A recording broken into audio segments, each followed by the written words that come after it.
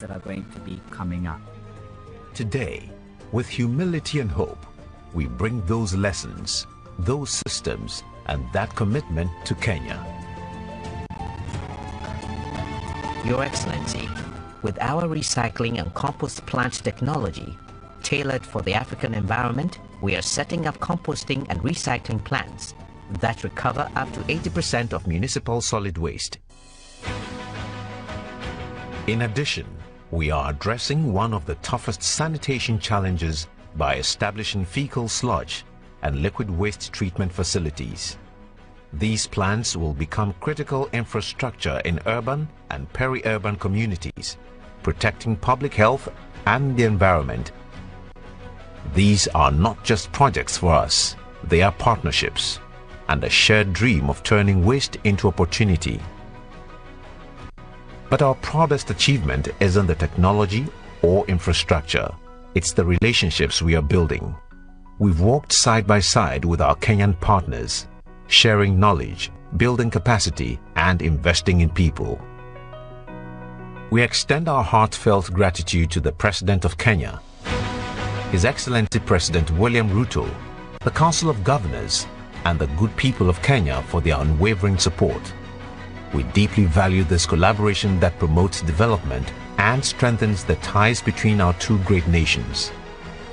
Together with the people of Kenya, we are proving that African-led solutions can redefine the future of sustainability on our continent.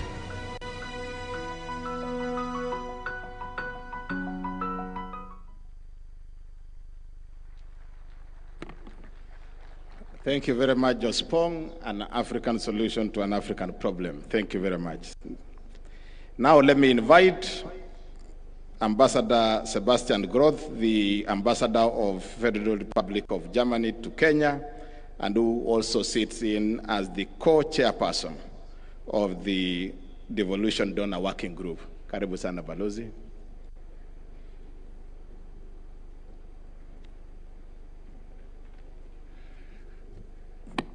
Asante sana Bwana MC, Your Excellency President of the Republic of Kenya, Dr. William Samuel Ruto, Chairman of the Council of Governors Ahmed Abdullahi,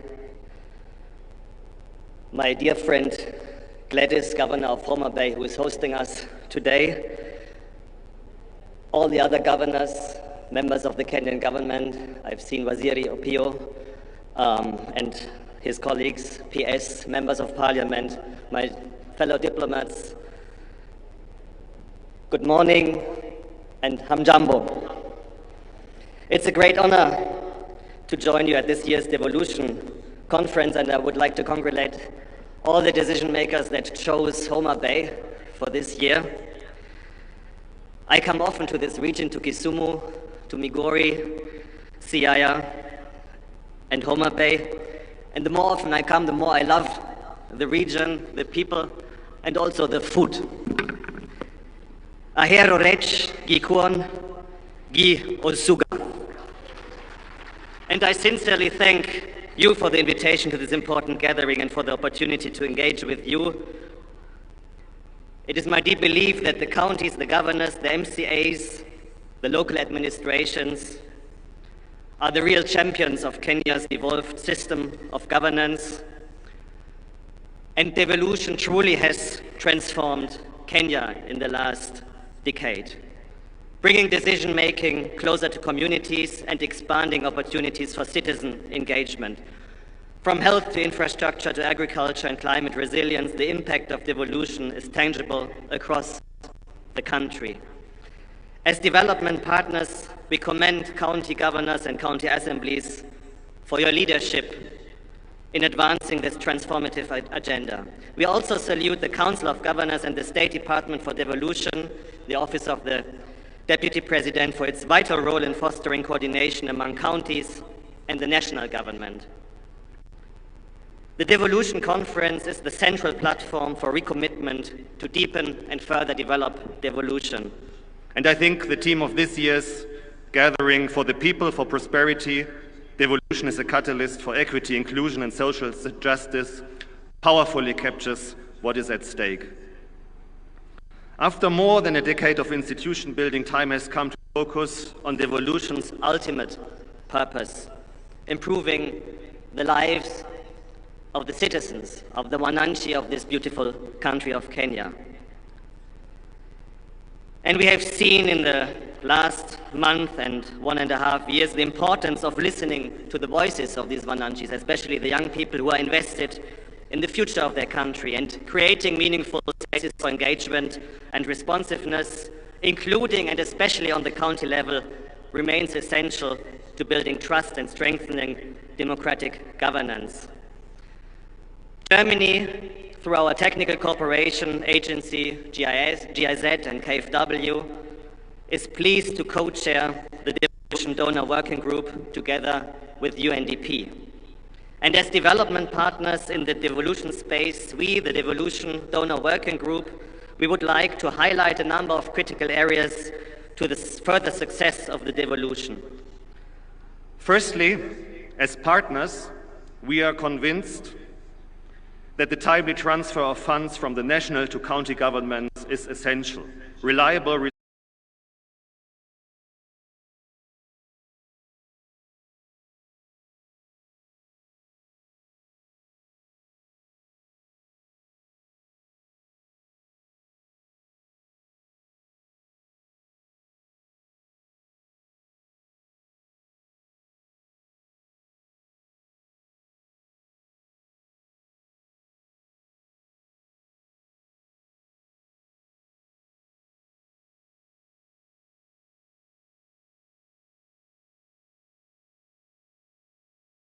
federal government to the 16 regions that we have in Germany.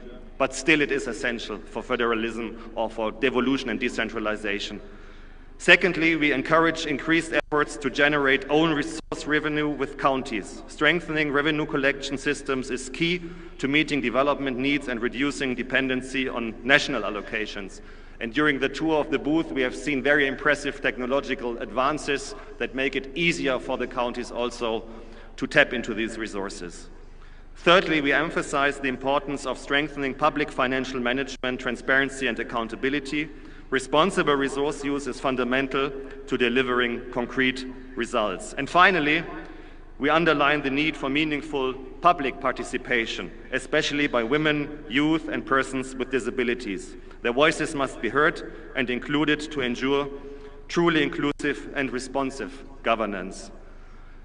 Be assured, governors, MCAs, National Government of Kenya, Your Excellency the President, of our cooperation and our willingness in pursuing these important priorities. Our commitment to supporting devolution and deepening this partnership with the counties is strong. For Germany, devolution is one of our development cooperation priority areas.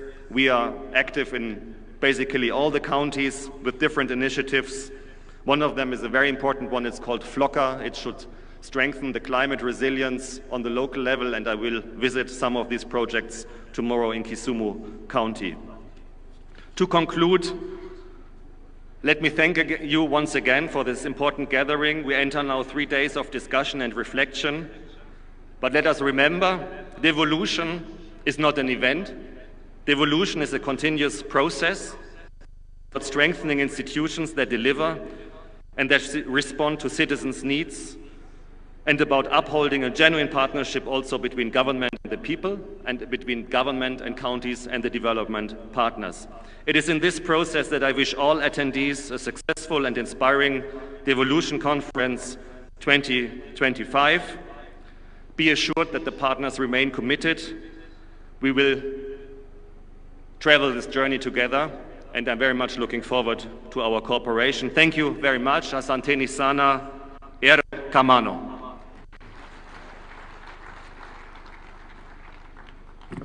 Thank you very much, Balozi. Another round of appreciation for Balozi.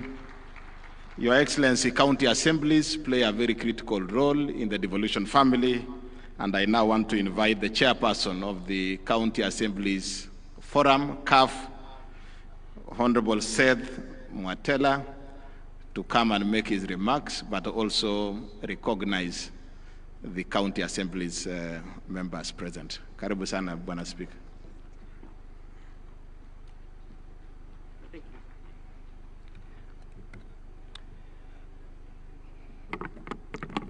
Your Excellency, the President of the Republic of Kenya, distinguished leaders, fellow Kenyans, friends of devolution, on behalf of the County Assembly, allow me to begin by expressing our deepest gratitude to the Excellency, our President, the Senate, and the National Assembly.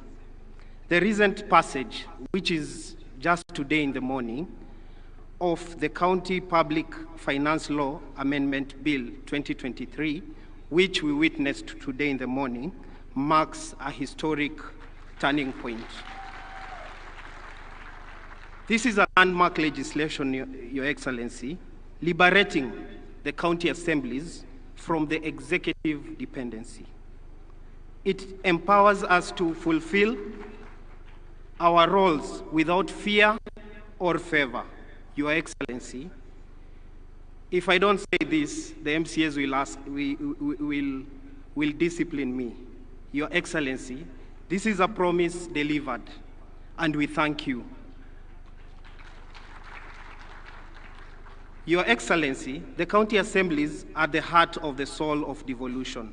We are the most direct link between the government and the people. Our roles go beyond mere administration.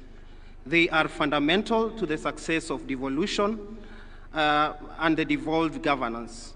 We are the ones who enact the law tailored to unique needs of our communities. And so far, it is important to note the county assemblies have enacted over 2,000 legislation since 2013. We have been providing oversight to ensure county executive is accountable and that the public funds are used wisely, and lastly, champion the interest of our constituents, ensuring their voice is heard and their concerns are addressed. Your Excellency, as we celebrate the devolution milestone, we must also acknowledge that there is more to be done to truly empower county assemblies and the people we serve. As County Assembly, we humbly request your support in the following critical areas. The first is the Ward Development Fund. The Ward Development Fund is the lowest unit in the development of our governance structure. The Constitution of Kenya is currently being amended to anchor CDF, NGAF, and the Senate. Oversight fund must be the Oversight Fund, but unfortunately, the Ward Development Fund was left out. We therefore request your support, together with the Senate and the National Assembly, to support so that we can secure the Ward Development Fund in the same amendment bill to ensure similar treatment is also accorded to the MCAs, just as the national legislators. This is not about us.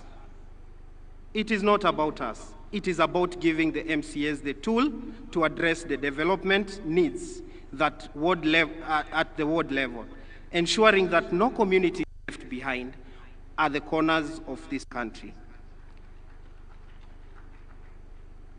Your Honor, Our Excellency, the second is the pension for the MCAs. The work of an MCA is demanding, often taking a significant personal role. After years of service, our members deserve the security of dignity and dignified retirement. We appeal for your support in providing a comprehensive pension for the MCAs. The current legislation that has been forwarded to the National Assembly by the Senate does not address the pension needs of our members. Lastly, is to improve the remuneration of our members.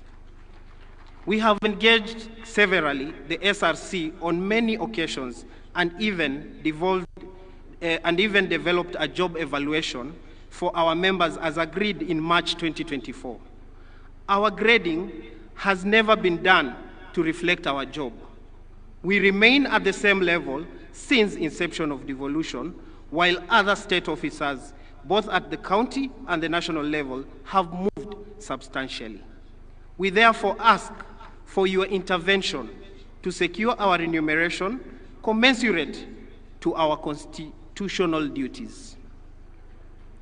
Your Excellency, distinguished guests, ladies and gentlemen, as we deliberate in the Devolution Conference, let us be bold in our resolution by reaffirming our commitment to oversight, accountability, and financial independence, not as mere aspiration, but as fundamental pillars of our democracy. The strength of devolution lies in strong independence and well-resourced counties. I want to stop there. I want to thank you, Your Excellency, the National Assembly, the Senate, and may God bless Kenya and the spirit of devolution. Asanteni sana, erokamano.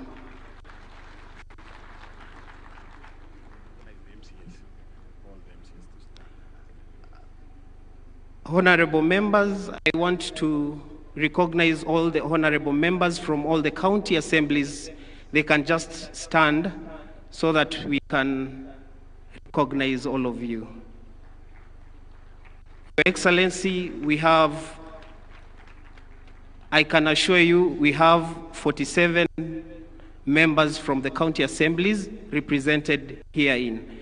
We thank you and asante sana. Thank you.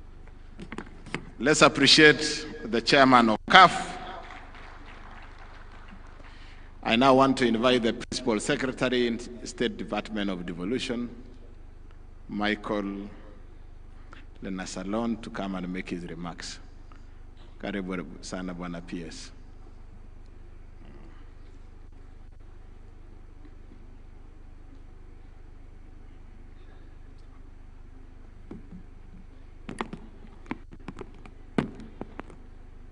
Your Excellency, the President of Kenya, Dr. William Samoei Ruto, CGH, Honorable Governors, Cabinet Secretaries, Principal Secretaries, Senators and Members of Parliament, Speakers and Members of County Assemblies, Development Partners, distinguished delegates, ladies and gentlemen, good afternoon. Jodurua Maso, Umor, I'm honored to join you in Homa Bay, the county of endless potential, for the 9th Devolution Conference and the 2nd biennial conference. United under the powerful theme, for the people, for prosperity, devolution as a catalyst for equity, inclusion, and social justice. This year's theme resonates with the objects of devolution, which are fundamental ideas on which our devolved system of governance is anchored. Devolution is about equity, inclusion, and social justice. It is about ensuring that no Kenyan is left behind, regardless of their geographic location, gender, ethnicity, disability, status, or socio-economic background. Since inception, devolution has transformed our governance landscape. It has brought public services closer to the people, accelerated development at the grassroots level, especially for initially marginalized communities, and provided opportunities for participatory governance. Yet, as our sub-theme challenges us, we must now re-engineer county governments to go further. That means to innovate, collaborate, and dismantle the stubborn socio-economic divide that persists. This way, the potential of county governments shall be fully harnessed. Ladies and gentlemen, the State Department for Devolution remains committed to supporting the effective implementation of devolution by empowering county governments to deliver services optimally. One of the key initiatives that the State Department is currently implementing is the second Kenya Devolution Support Program. The program supports counties to improve service delivery, resource management, and institutional accountability. KDSP2 will help boost Kenya's fiscal sustainability by supporting mechanisms for enhancing county on-source revenue management and improving public expenditure transparency and effectiveness. Additionally, the program is supporting the automation of various manual or government processes, including the automation of exchequer releases, revenue collection, and payroll management. The resultant systems such as human resource information system and digital revenue platforms will improve credibility and accountability of government processes and services. The manual processes have historically caused inefficiencies, translating to mismanagement of resources. KDSP2 will establish a performance management culture in counties. This will be supported through an integrated performance management framework and system standardization performance in government. Counties will be incentivized to undertake monitoring of performance contracts and cascading of the performance contracts to the lowest level. To strengthen participation of citizens in governance, the program aims to support the quality of citizen participation and feedback mechanism on service delivery, thereby improving the quality of life for the people of Kenya. The investment dashboards being supported by KDSP2 will facilitate the tracking of county projects implementation and provide an opportunity for real-time citizen feedback. Another key initiative by the State Department for Devolution is the Strengthening Good Governance in Kenya program.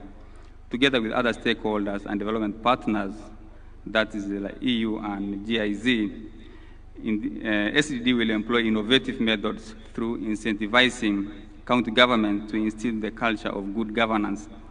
Central to good governance is performance management, which must be rooted in credible evidence that guides county planning, priority setting, and decision making.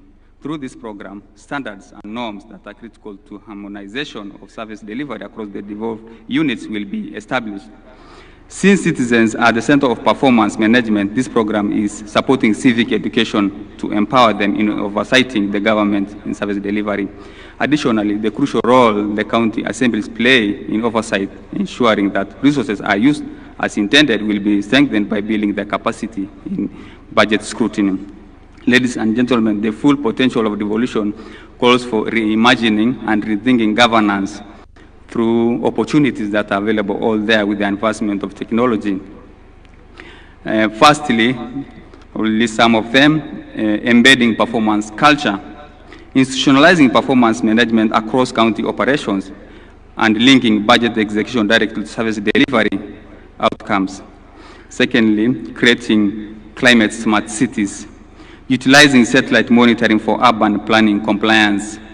Your Excellency, the human resource alone is not enough, so we need also to leverage on technology, and also transforming waste management systems into circular economies, as already outlined by previous speakers. Scaling wetland and river restoration, like the model, Nairobi River model, which is on track and very effective. Your Excellency, the rule book for cities should also be re-engineered, because with a big rule book, then, for example, the Nairobi Rivers, the vision and the citizen involvement and the action is just what's needed, not so the governance needs also to be re-engineered for the county cities. Advancing agricultural innovation, 3. Establishing county-based food production systems, ecosystems, and implementing spatial planning for sustainable land use. 4. Democratizing healthcare access, deploying AI and Internet of Things diagnostics at lower-level hospitals, and leveraging drone logistics for medical supply chains, as we have seen in Homa Bay. Realizing this collective vision requires creating frameworks for county innovation funds, facilitating public-private co-creation platforms, and strengthening citizen engagement through open governance tools. This conversation continues with enhancing coordination of national devolution programs, peer learning, and multi-stakeholder technical support frameworks for the people, for prosperity, and for collective future. Asanteni sana na Mungu abariki. Asante sana, tumpigie makofi Bwana PS. I now want to take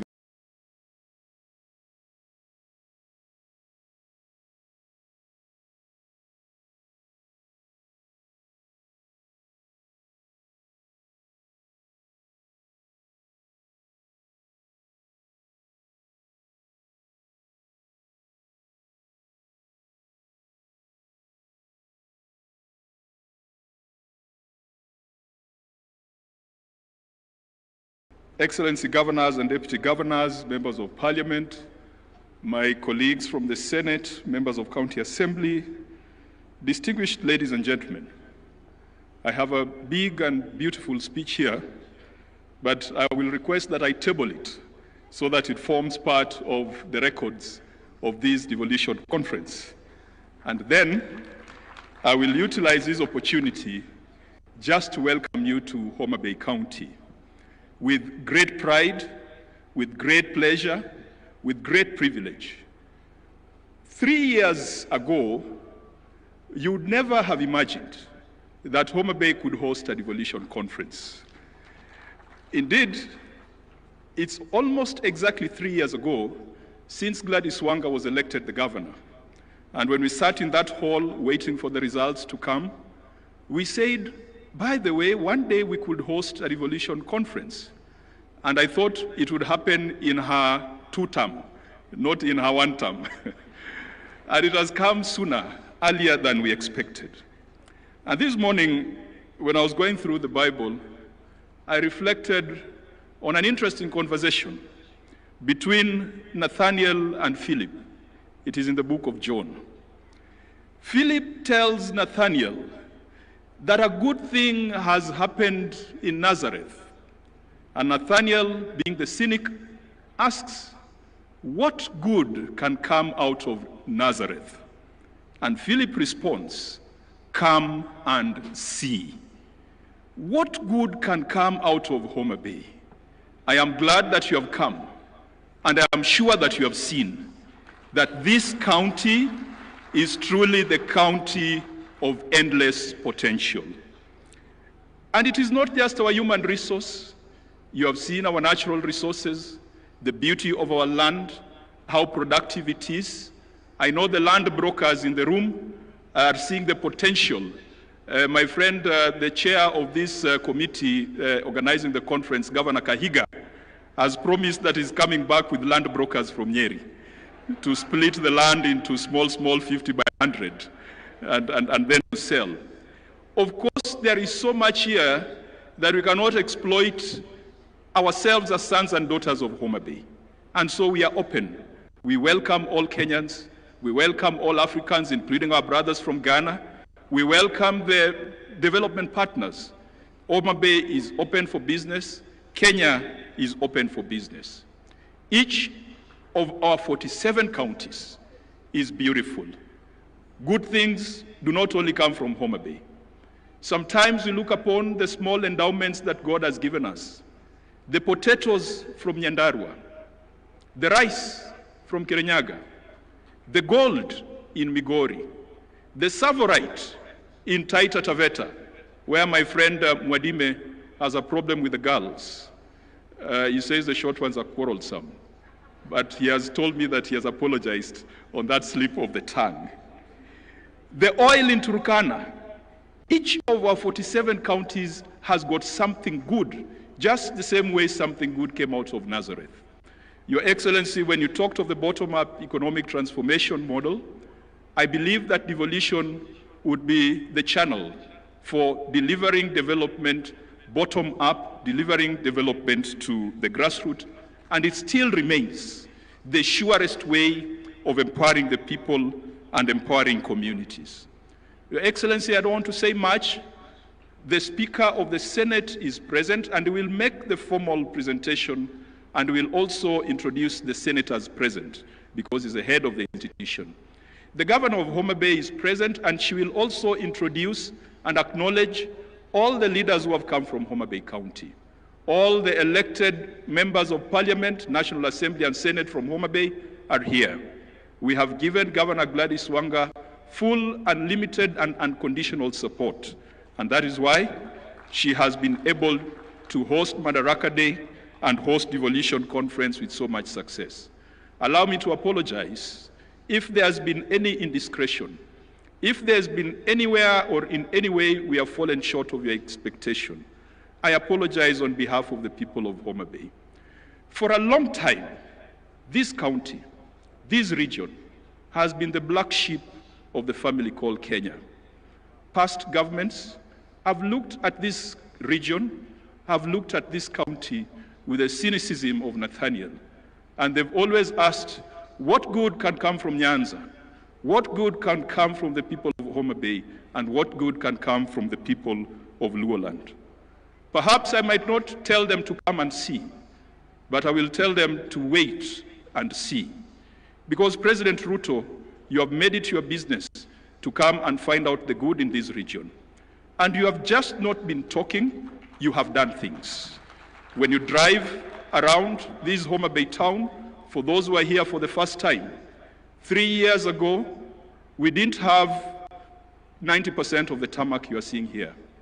3 years ago, we didn't have 90% of some of the public infrastructure you are seeing here. We thank you, Your Excellency. Good things will come from Homa Bay. Just wait and see.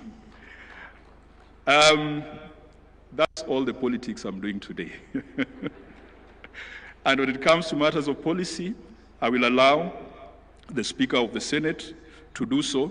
But Your Excellency, just allow me, because the Devolution Donor Working Group have spoken, I thought they would talk about how fast we process some of the instruments that are required to draw on donor support. I want to commit and I want to promise the Devolution Donor Working Group that we have had a conversation as a Senate, and we had that conversation with CS Mbadi last week, that we must find a more efficient way of processing conditional and unconditional grants so that counties can draw on them in a timeous manner. Your Excellency, I'm glad that in this financial year, we never fought over DORA. DORA was assented to on the 30th of June. Perhaps that's a record, because in the first year of DORA, we even had to go to court. This gentleman here called Sang is the one who led us to court, and it was very contentious. For the first time, the formula for allocation of revenue amongst county governments was not contentious. It was passed very fast. For the first time, CARA has been processed very swiftly, and CS Mbadi had assured us that counties would start getting money. Good things are happening in Jerusalem. To the county assemblies, the President has assented to a bill which was privately sponsored by Senator for Meru, the Deputy Speaker, Senator Kathuri, is the originator of that bill that has provided autonomy to county assemblies. And Mr. President, again, history has been made that bills have been assented to in Homa Bay for the first time. I don't know whether that has ever happened before. Something good is happening in Nazareth. To the governors, our friends, we will continue to fight for additional resources to counties, because we believe that money is not personal money. It is money that goes to the people. We in the Senate call for greater efficiency, greater focus on service. We must have a conversation with a few of our friends or a few counties which are beginning to look like payroll stations rather than development centers. That is a conversation that we must have. And finally, to my friends in Parliament, we must hold the executive to account. Parliament is not a branch of the executive. We must be bold, whether the experts are our friends or not. We have passed legislation, and Your Excellency, if you look at even the health laws, the Senate passed the 4 laws when we are sitting in Turkana. We went for Senate Mashinani in Turkana. We are the ones who have passed the legislation. So we should not be mourning like the common man, yet we are the ones who came up with the framework. Our job is to call the ministers. And Your Excellency, if Duale cannot fix this thing, if Olunga cannot fix this thing, if Dr. Nyikal, chairing the health committee, cannot fix this thing, then we've got a problem somewhere. We must make these things work. It is our duty, it is our responsibility. They are laws that we passed, and we must make sure that it works. To the Council of Governors, I can also promise you a proper thrashing at the next Devolution conference. May God be with you, and may you enjoy, and it's a thrashing in football. It's in football, let me qualify that. And may you enjoy the beauty and the warmth of Homa Bay County. Thank you. Another round of applause for Senator Kajwang, one of the most popular senators among governors. It's now my humble responsibility to invite our host Governor, Her Excellency Governor Gladys Wanga. Let's appreciate Wanga. She has pulled Kenya to Homa Bay. Karibu sana, Gladys.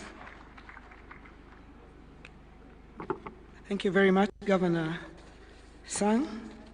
Your Excellency, President of the Republic of Kenya, Your Excellency Dr. William Samoei Ruto, the Speaker of the Senate, Honorable Amason Jaffa Kingi, the governors present, led by the Chair of the Council of Governors, His Excellency FCPA Ahmed Abdullahi, the Vice Chair, His Excellency Mutahi Kahiga, members of Parliament, Senate and the National Assembly are present, Cabinet Secretaries and Principal Secretaries, members of the Judiciary, Constitutional Commissions and Independent Officers present, Deputy Governors, County Executive Committee members, members of county assemblies and speakers, members of the Diplomatic Corps, development partners, private sector, academia and civil society, my one and only first gentleman there, Mr. Wanga, distinguished guests, ladies, gentlemen, God is good. I'm really delighted to welcome you all to Homa Bay. Your Excellency, when Governor Sang was talking about how governors lost to the Senate yesterday, we didn't only lose the match, I also lost my voice in the process of cheering the governors who are not winning anyway, after all. Your Excellency, allow me to introduce the local leaders present here. This hosting would not have been possible without the support of the leadership of this county, of this region, both in the National Assembly, Senate, and County Assembly. So I'd ask those members to please rise so that I can introduce you and just acknowledge you. Members of Parliament from the region, this hosting is not for Homa Bay alone. It is for this entire region.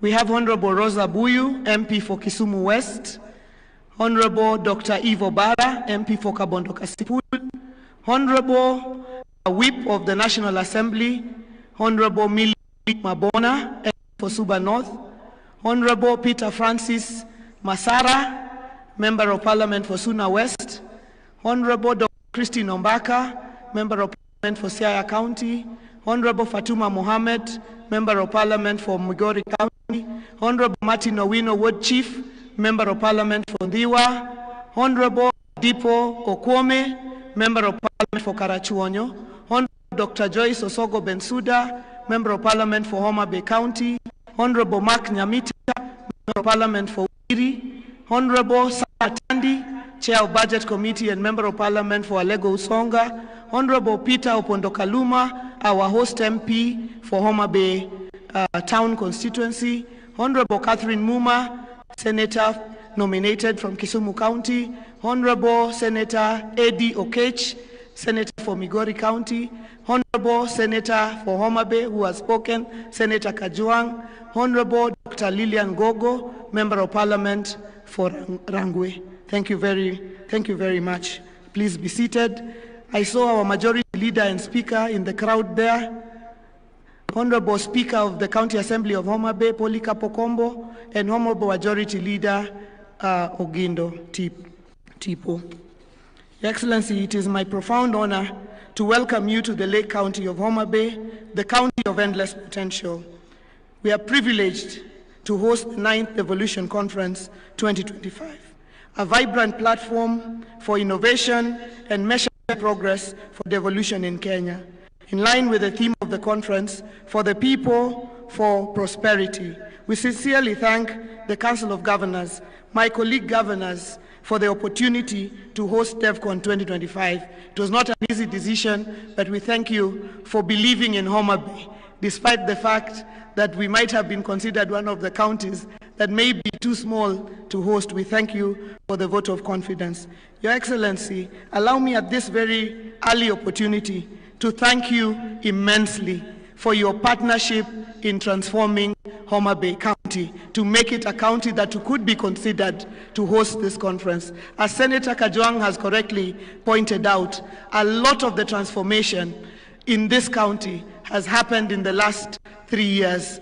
Your Excellency, when you first visited Homa Bay on 16th, on an official development tour on 16th of January 2023, 3/4 of the development that we are seeing in Homa Bay County was not here. Your Excellency, at that point in time, there was no broad-based government, there was no partnership. I was an opposition governor. You were the president of the Republic to the people of Homa Bay. You had no intention of leaving Homa Bay or any other part of this country behind simply because of how we voted in the election in which you are elected as President of the Republic of Kenya. Excellency, partnership with the national government. Excellency, today as we drove to the county headquarters and we were coming back, I could see 2 lines of vehicles on one side and 2 lines of vehicles on the other side. The dueling of the main highway in this Homa Bay town, which would have about Your Excellency because of your support. Whether it's the lakefront, I invite all delegates to go and have a sumptuous meal of fish. The transformation of that has been because of the partnership that we have had together. Your Excellency, all the roads and infrastructure that we see in this town and beyond. Thank you, Your Excellency, for your partnership. And I'd like to say to all the delegates here, Karibuni sana Homa Bay, Arwako u Homa Bay County. Your Excellency, in reflecting on our journey, 15 years ago, devolution was enshrined in the Constitution 2010 as a transformative force to bring development and services closer to Kenyans. If devolution were a person, it would be a spirited teenager, vibrant, curious, and occasionally challenging. The impact of devolution is undeniable, with stories of progress written across our 47 counties. Devolution is a key pillar of our Constitution, and it is befitting that this DevCon is held here in Homa Bay, the home of Dr. Odhiambo Mbai, the architect of the Devolution Committee during the constitutional review exercise. And Your Excellency, we thank you because this morning you met the family of Dr. Odhiambo Mbai as we unveiled a plaque, a commemorative plaque at the Arboretum. Our task is to make devolution work for all Kenyans, deliver equity, inclusion, and social justice, closing the socio-economic divide, delivering on the sustainable development goals of leaving no one behind. As we celebrate devolution during DevCon, we celebrate the national unity and diversity of Kenya as one nation. And I'd also like to thank you, Your Excellency, President and Right Honorable Raila Odinga, for consistently demonstrating transformational leadership for celebrating devolution. When I assumed office in August 2022, I knew the public expected results as I ran on a Genoa manifesto of hope. Results not just in infrastructure, but in tangible services and opportunities for Homa Bayans. Our pro-people, word-based programs have touched many households. Your Excellency, this morning as you visited our stand, at the Homa Bay stand, you saw that we were celebrating 96 days, straight days of no single mother lost in Homa Bay due to maternal mortality. Your Excellency, this is due to the intensive programs that we have invested together with your government in community health promoters, coming all the way to a robust SHAP program, Your Excellency, and an MPDSR program, a weekly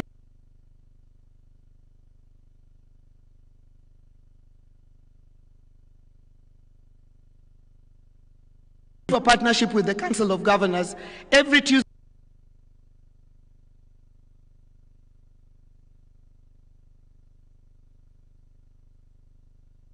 and doctors and the health workers review among themselves and help themselves. And I'm really, really proud that the 96th day has reached without us losing a single mother, because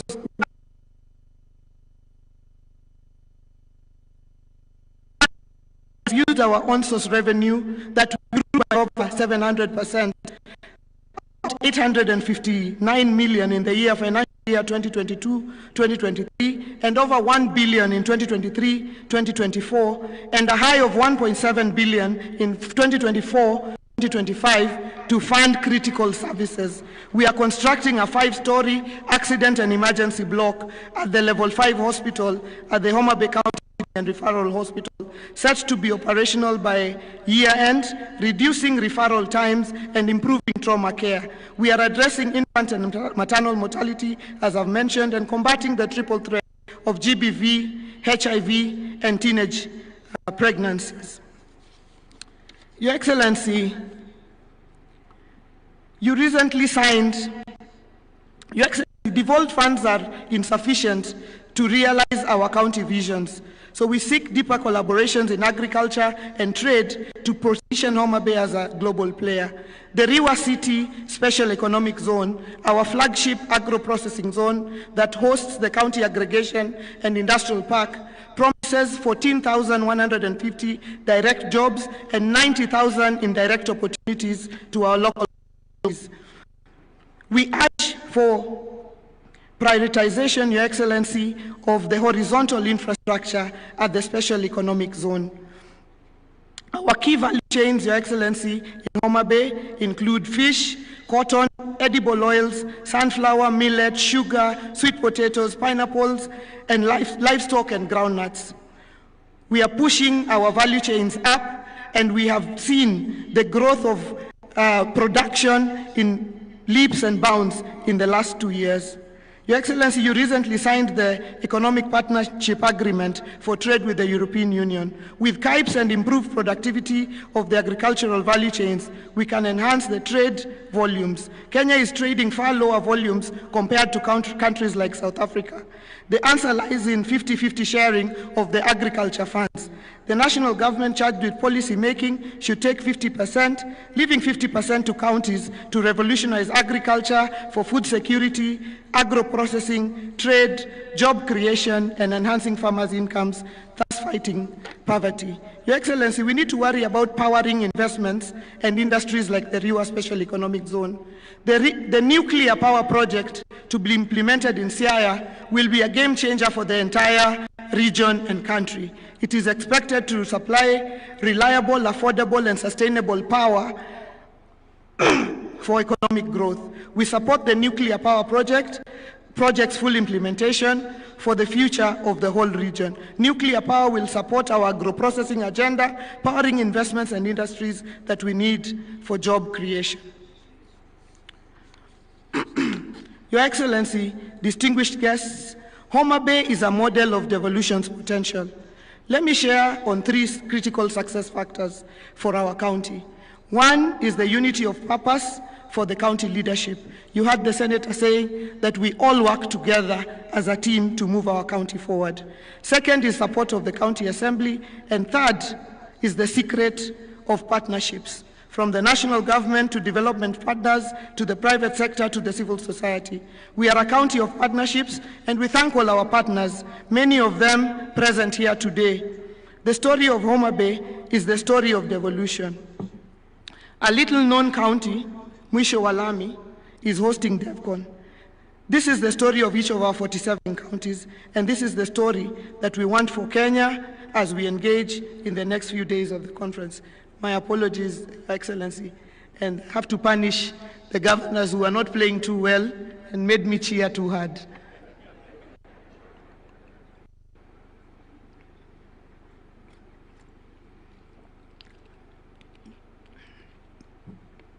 In implementing devolution, we have revitalized Homa Bay, positioning it as a hub for business and investment with ambition to achieve city status in the next decade. Our lakefront development, including upgrading of the Homa Bay Pier, supported by the national government, is drawing visitors to the Bay of Endless Potential. We have strategically relocated our new county headquarters to Arujo, Your Excellency, which you opened this morning. The county headquarters is a project we have in partnership with the County Pensions Fund. Based on Article 207, of the Constitution under a tenant purchase agreement. The new county headquarters is part of our larger vision to make Homa Bay a city, to clear out the lakefront of administrative offices, take them up and leave the lakefront open for hospitality, in line with our vision to become the Cape Town of Kenya, within the decade. Your Excellency, in closing, in the spirit of inclusion, as part of our pre-conference events, we had a very, very strong and candid youth baraza with our youth that were supported from all across the country by SHOFCO and SHOFCO who are present here today. Your Excellency, they have generated points of a memorandum and a communique, which I am sure at the appropriate time they will hand over to the appropriate place, Your Excellency. I thank SHOFCO for ensuring that we have brought our youth on board, and we also did launch our youth policy yesterday, Your Excellency. Your Excellency, at the home of Gor Mahia, I would like to take this opportunity to congratulate Harambee Stars for their impressive performance so far in the matches, Your Excellency. And I'd like to thank you for motivating them and supporting them.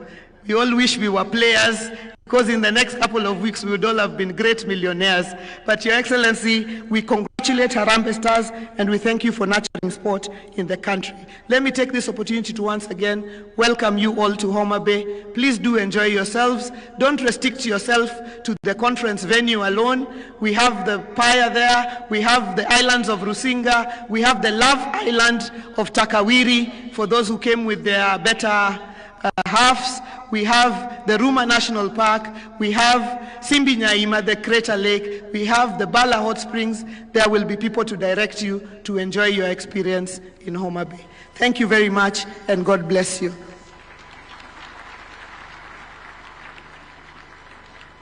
Another super applause for our host. Asante sana, Governor Wanga. It's now my honor to invite the our vice chair, who also happened to have been the chairman of the steering committee, to come and give us a status on action points for the 2023 Devolution Conference and introduce the steering committee. Karibu sana, Bwana Kaiga. Daktari Kaiga, Governor Nyeri. Thank you very much, our whip, Governor Sang.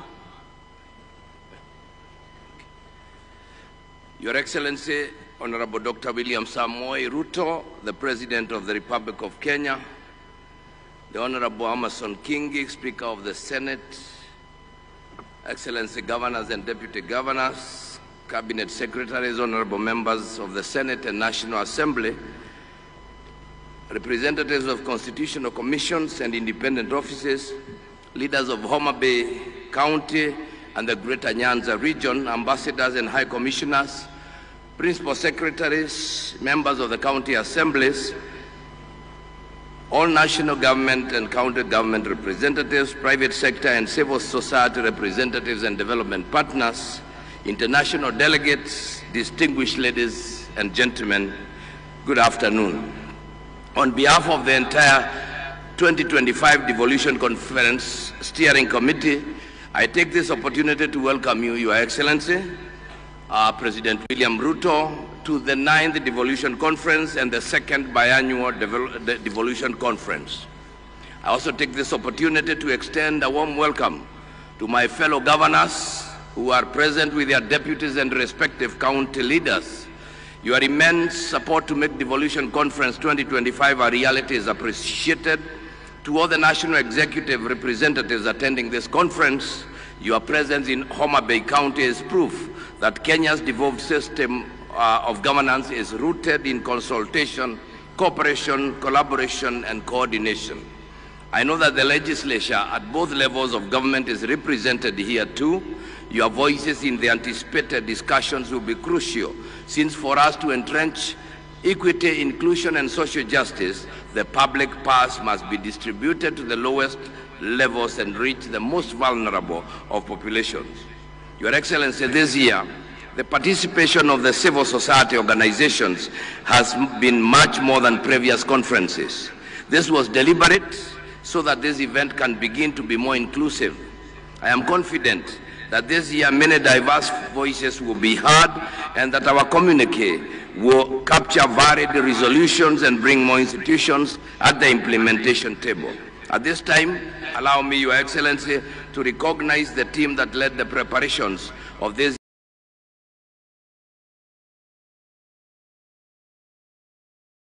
the auditorium to clap for you.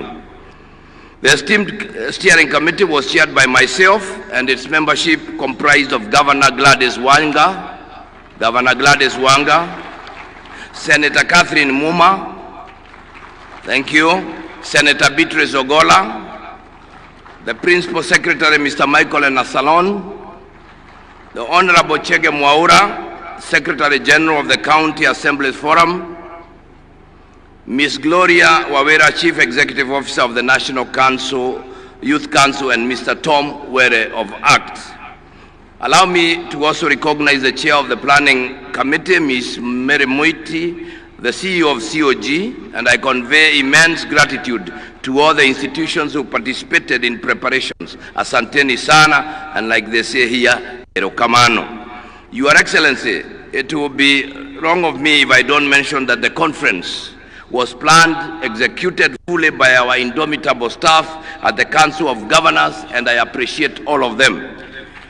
Distinguished ladies and gentlemen, it is my privilege to deliver this progress report on behalf of the Council of Governors regarding the implementation of the communique adopted at the first biannual Devolution Conference held between the 15th to the 19th August 2023 in Uasin Gishu County under the theme 10 years of devolution, the present and the future. I will highlight just key milestones in implementation of the 2023 resolutions.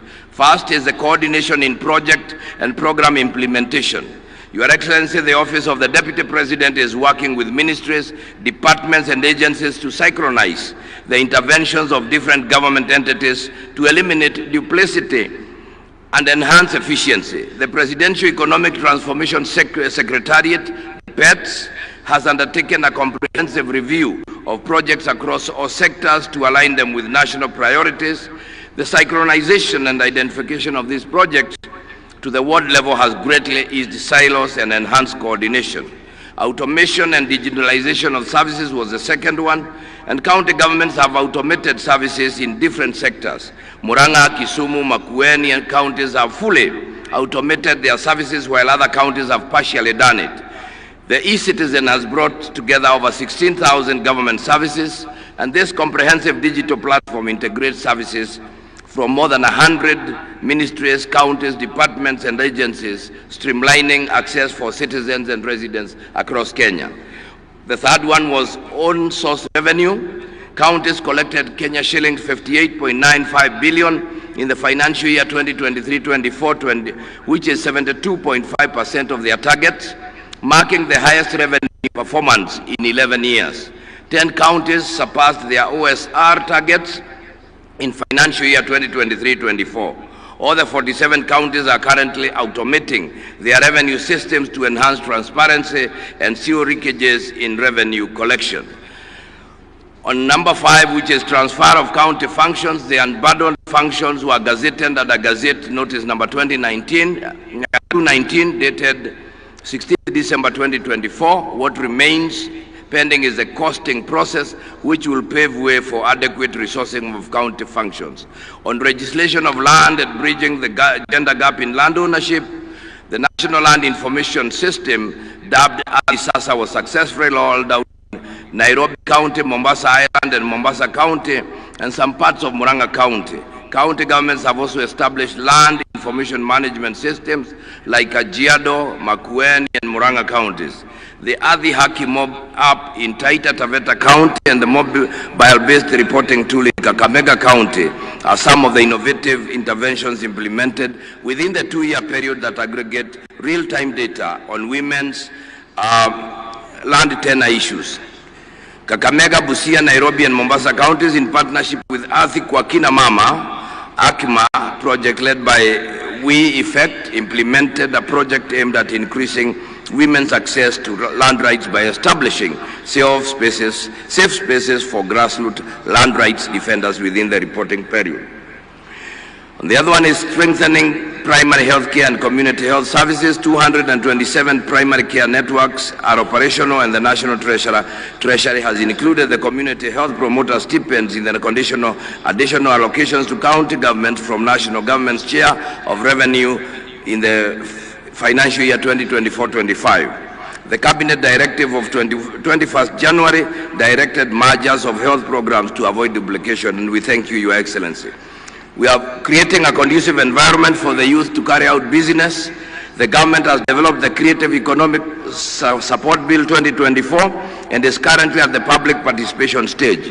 Further, to boost local talent and earning, Nairobi County has initiated programs to support artists and content creators by providing affordable access to public spaces for performance and exhibitions. This includes subsidized fees and streamlined permit processes. Street photography and street dancing are now permitted. Mombasa County, on the other hand, has several creative hubs, including the Mombasa Innovation Hub, Swahili Port Hub, Jukwa Arts, among others. On forestry and tree growing, the Ministry of Environment, Climate Change and Forestry has undertaken mapping of both tree and forest cover in the country to inform the tree growing targets of achieving 30% tree cover by 2032. Ladies and gentlemen, I applaud all stakeholders and partners who facilitated the full implementation of the 2023 communique.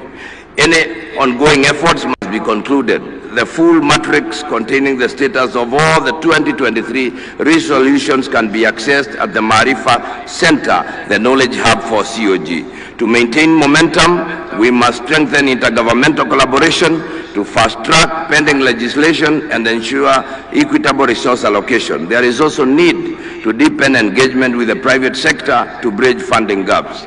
Number 20, let us recommit to this collective endeavor, ensuring that the resolutions of the Devolution Conference 2025 will continue to build on the progress we have witnessed and spurs to greater heights in championing devolution. I wish all of the delegates a wonderful time at this conference. Thank you very much. Let's appreciate the chairman of the steering committee, Governor Kaiga. At this point, I want to invite Governor Muranga to come and showcase a county innovation, as the technical team also prepare the devolution video that will come shortly after. Karibu Governor Irungu Kangata. Your Excellency, President of the Republic of Kenya, Dr. William Ruto, my fellow governors, led by our chair and our vice, and the host governor, the other colleagues, senators, and also every other protocol established, including the county assembly. Allow me to, there's a request made that Muranga showcases various innovation in technology. Whoever has the system can put them up. Your Excellency, Muranga County has automated various systems through our own internal staff. The first innovation was in revenue collection. On your left side are various revenue streams, whether parking, market, quarrying, land, vet services. So that then means if you pay, we see this, whether parking, market, quarrying,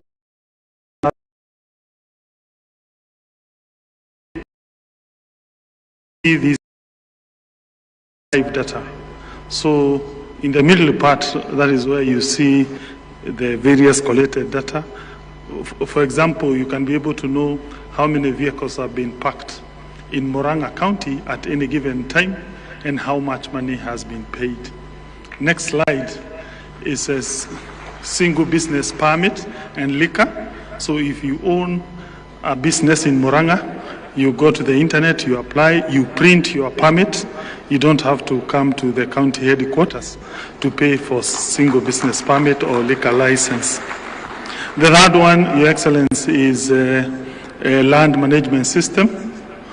Anyone who wants to pay for building permit, lease, subdivision, transfer application of any plot, again, you go into the internet, you loading your documents, including your architectural designs. We process this via internet, and then you print your document, and you go home, and you're able to see how much money has come to the county of Murang'a. The other one, Your Excellency, is on fleet management. Murang'a County, just like other counties, has about 100 motor vehicles. So we put this system to monitor where they are. So if you overspeed, we are able to monitor you. If you enter into a pub, we just send a text and the vehicle stalls. We are able, if there is an accident, we can play back whether you're on the right track, you're overspeeding, and we are able to get that evidence. This has led to the reduction of number of accidents and also improved drivers' behavior. The other one is Inua Mkulima. Your Excellency, this one was made in partnership with Cooperative Bank of Kenya, where we give our farmers, those who are in milk and mango, subsidy money, so that when they go to a pre-qualified shop, they are able to redeem certain farm inputs. For example, animal feeds, even foodstuff. So it is a technology that is mobile-based. So when you go to a certain shop, this is the card we give them. So you give it, if you are a member of that program, your money will be deducted, which has been preloaded in that e-wallet. That supports milk and mango value chains in Murang'a. The other one is a file management portal. This is our own internal system in the county government. We have another one for hospitals. We are able to now know how many patients are visiting our health facilities at any given time. We have about 150 facilities. So, for instance, now you can see we have 6,487 patients now. In the middle part, that is the diseases that have taken them there. At the end, the money they have paid us today, whether by M-Pesa or SHA claims. This system was made together with the Ministry of Health, and I thank my friend Mr. Jared because he's currently in all 157 medical facilities. Allow me to end there because they are many, but just to give what are the downside of the problems we encounter. Number one is unstable internet. We hope that our service provider will be able to stabilize internet. Secondly is unstable power. We have been compelled to now solarize our health facilities so that when we have a problem in the national grid, our systems continue functioning. Thank you.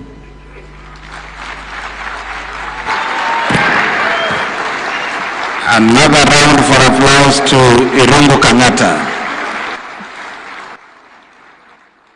It's now my pleasure to invite Right Honorable Speaker of the Senate, Amason Jeffa Kingi, to come and make his remarks and address us.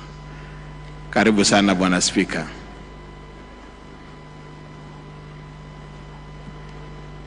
And he will also have the opportunity to introduce the members of Parliament, both Senate and the National Assembly present.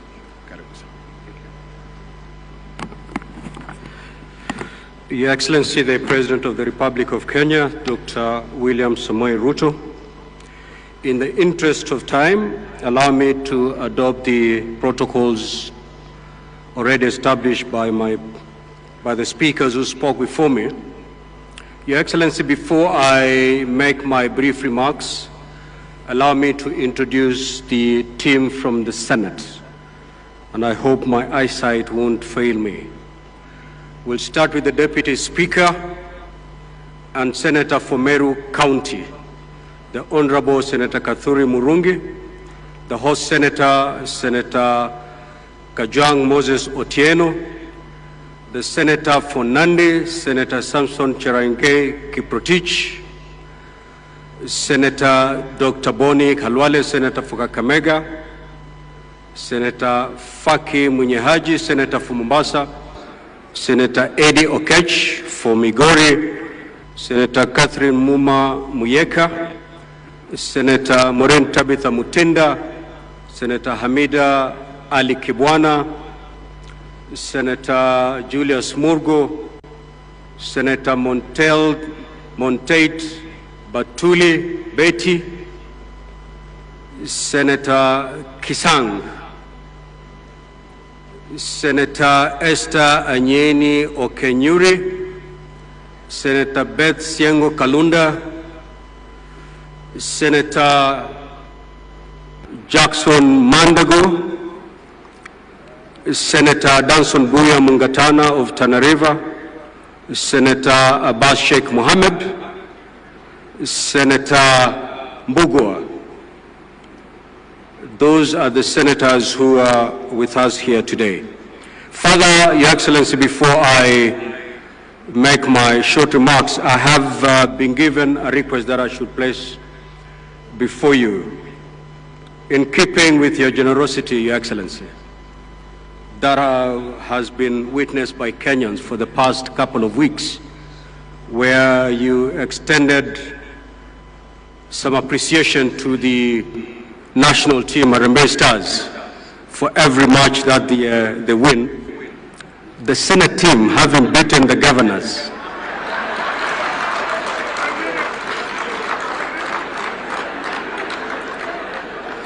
they are wishing to be considered in that appreciation token. The team comprises of 16 members. If that is agreeable, Your Excellency, I may pass by the State Lodge to collect 16 million for the team. And I know it's possible. Thank you, Your Excellency. 16 million for the team. And I know it's possible. Thank you, Your Excellency.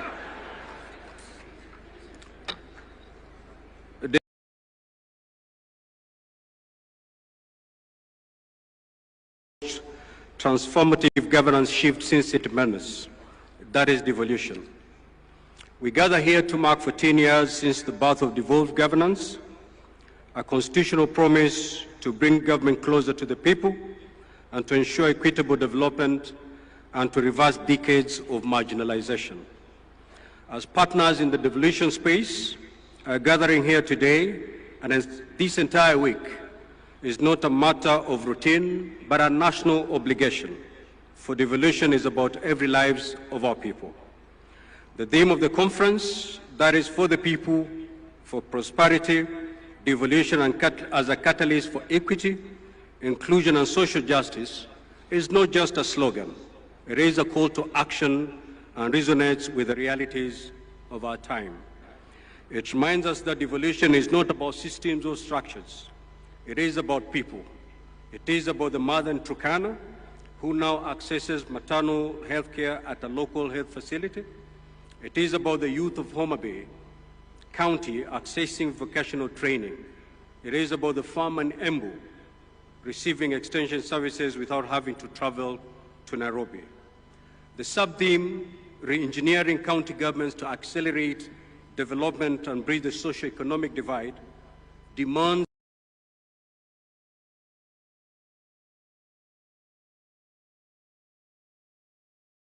responsive and people-centered. It is a call to disrupt mediocrity, embrace technology, promote innovation, and be accountable stewards of the public trust.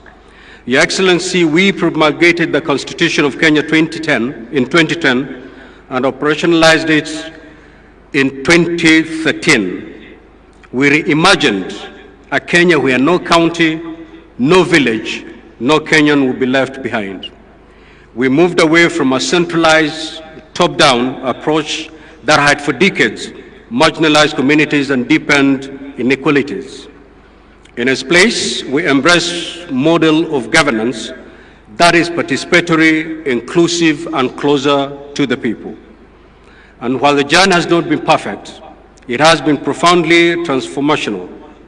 Healthcare services, once centralized and overstretched, are now within reach of millions. County governments have constructed over 1,000 health centers, recruited thousands of health workers, and enhanced immunization coverage and maternal health. Infrastructure development has flourished. Counties have built thousands of kilometers of rural roads, enabling farmers to access markets and people to move with ease. Early childhood education, water provision, agricultural extension services, and local economic development all have experienced rejuvenation because of county-level planning and execution. Above all, citizen participation in governance has deepened. Today, a resident of Wajir, Lamu, Nyandarua, or Vihiga has a say in how resources are allocated in their ward, an unthinkable reality 2 decades ago. At the heart of these gains, Your Excellency, stands the Senate, the constitutional protector of counties and their governments, as proclaimed in Article 96 of our Constitution. In line with its mandate, the Senate has recorded the following milestones. It has allocated close to Kenya shilling 4 trillion cumulatively to counties through the Division of Revenue County Allocation Revenue Acts.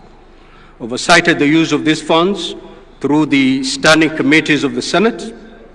It has championed legislation that have empowered counties, enabling them to cooperate efficiently. The County Public Finance Laws Amendment Act, a key legislation that guarantees financial autonomy to our county assemblies and further anchors their role of oversight, legislation, and representation at the county level, has finally become a reality after Your Excellency did assent to it this morning. We thank you for that. It is no doubt, Your Excellency, that without the Senate, devolution would be a shell. With the Senate, devolution has become a shield for the aspiration of many Kenyans.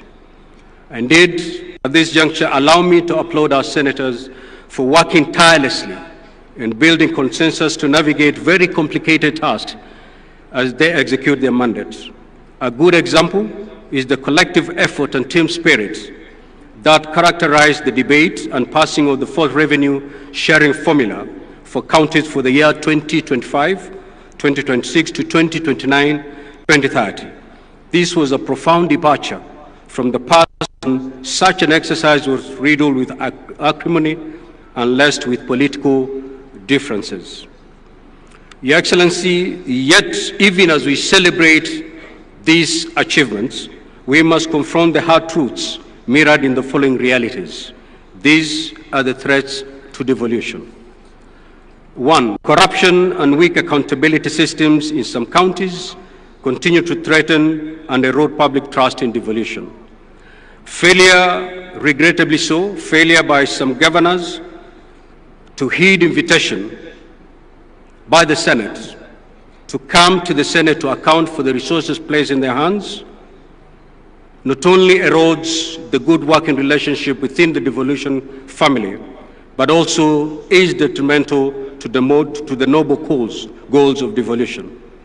Regrettably, Your Excellency, we have seen cases where Senate committees have had to encounter hostilities when they visit counties in exercise of the oversight mandate. Very regrettable. Duplication of rules and power struggles between national and county governments undermine efficiency and cooperative governance. Inadequate on-source revenue mobilization by counties has left them over-dependent on the exchequer, limiting innovation and self-reliance. Wrangles within the county assemblies, which sabotages work delivery. Your Excellency, a case in point is the county of Nyamira, where at some point we had 2 county assemblies, 2 clerks and 2 speakers. Disbursements of funds to counties and politicization of county development priorities, which often sidelines community needs. Your Excellency, to secure the next decade of devolution, we must act decisively and collectively to deal with these threats. Distinguished participants, devolution was never meant to be a destination. It is a continuous journey, one that requires vigilance, courage, and commitment. Let us not allow short-term political interest to dilute the long-term vision of equitable development. Let us recommit to the devolution dream by ensuring it lives and blossoms in every ward, in every village, and every heart. For the greatness of a nation lies not in the glitter of its capital city and its urban centers, but in the dignity of its villages. May God bless our counties, and may God richly bless our land. Thank you, Your Excellency.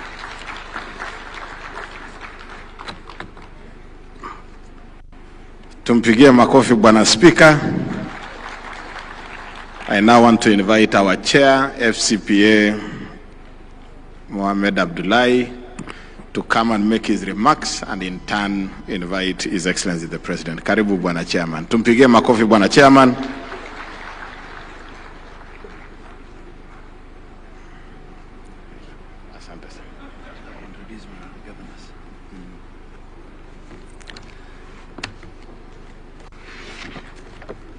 Thank you very much, our whip. Your Excellency, I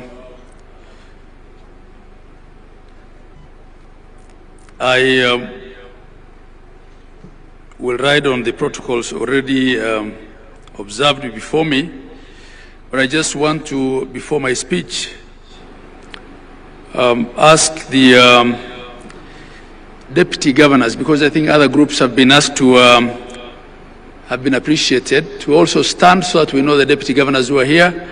We can appreciate you in totality, deputy governors. Thank you very much. Please let's appreciate our deputy governors who are here.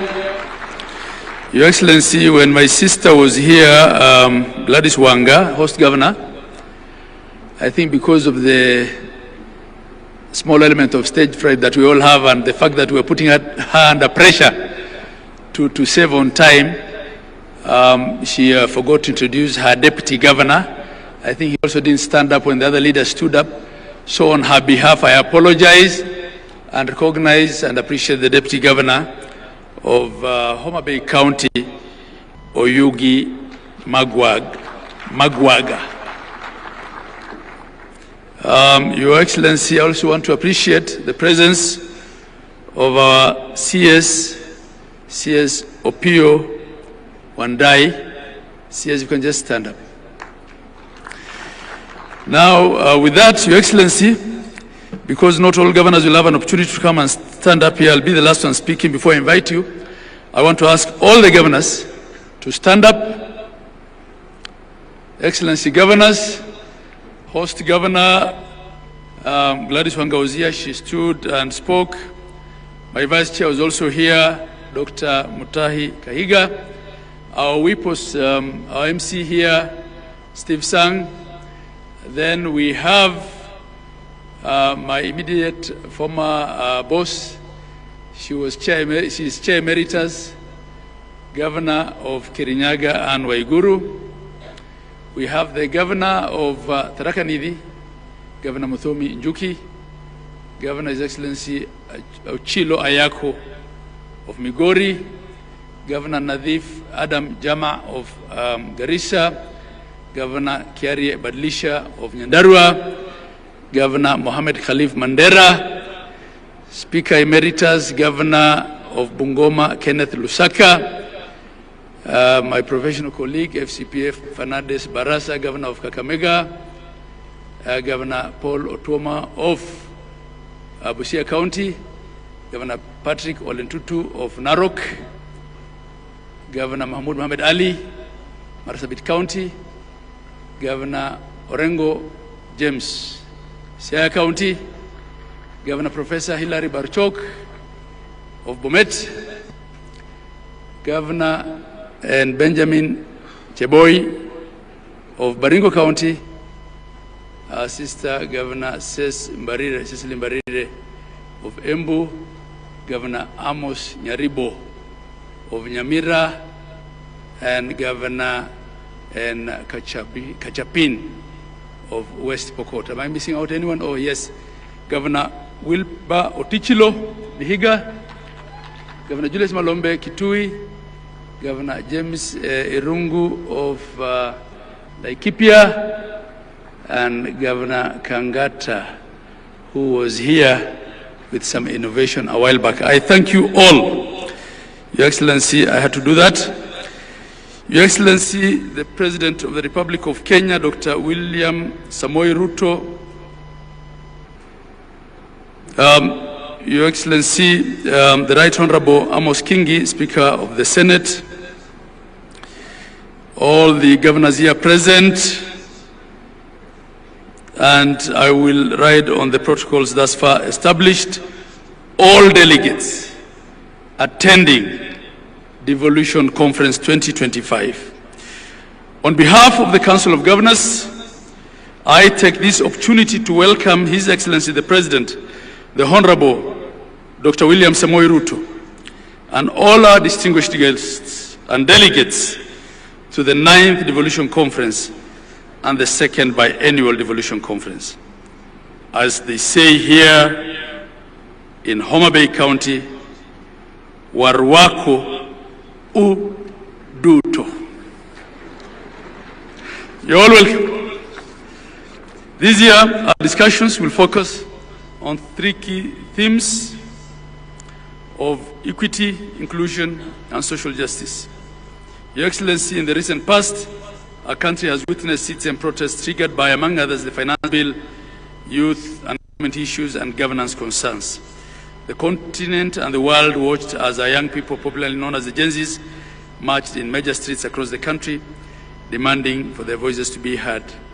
It's sad, of course, also that they were politically infiltrated. Indeed, the theme of the conference, for the people, for prosperity, for the people, for prosperity, devolution as a catalyst for equity, inclusion, and social justice, is meant to spur deep conversations on how the devolved governments can position themselves as the implementers and champions of these 3 democratic tenets of inclusion, equity, and social justice. This year, as we host the conference, it's a conference with a difference, the addition of side events that will be hosted by a myriad of partners, including government agencies, civil society organizations, the private sector, and development partners, will bring as many voices as possible to the conversation. I invite all the delegates to carefully peruse the program and purpose to attend the side events, which will run each single day of the conference. I'd like to sincerely thank the team that led to the preparations of this year's conference, all the members of the esteemed steering committee, which traditionally, Your Excellency, is chaired by the Vice Chair of the Council. This year it was chaired by Dr. Mutahi Kahiga, my Vice. I'd also like to acknowledge the Planning Committee led by the CEO of Council. They go through sleepless nights to deliver a conference to 12,000 delegates. Asanteni sana. I'd also like to recognize the presence of our international delegates this year.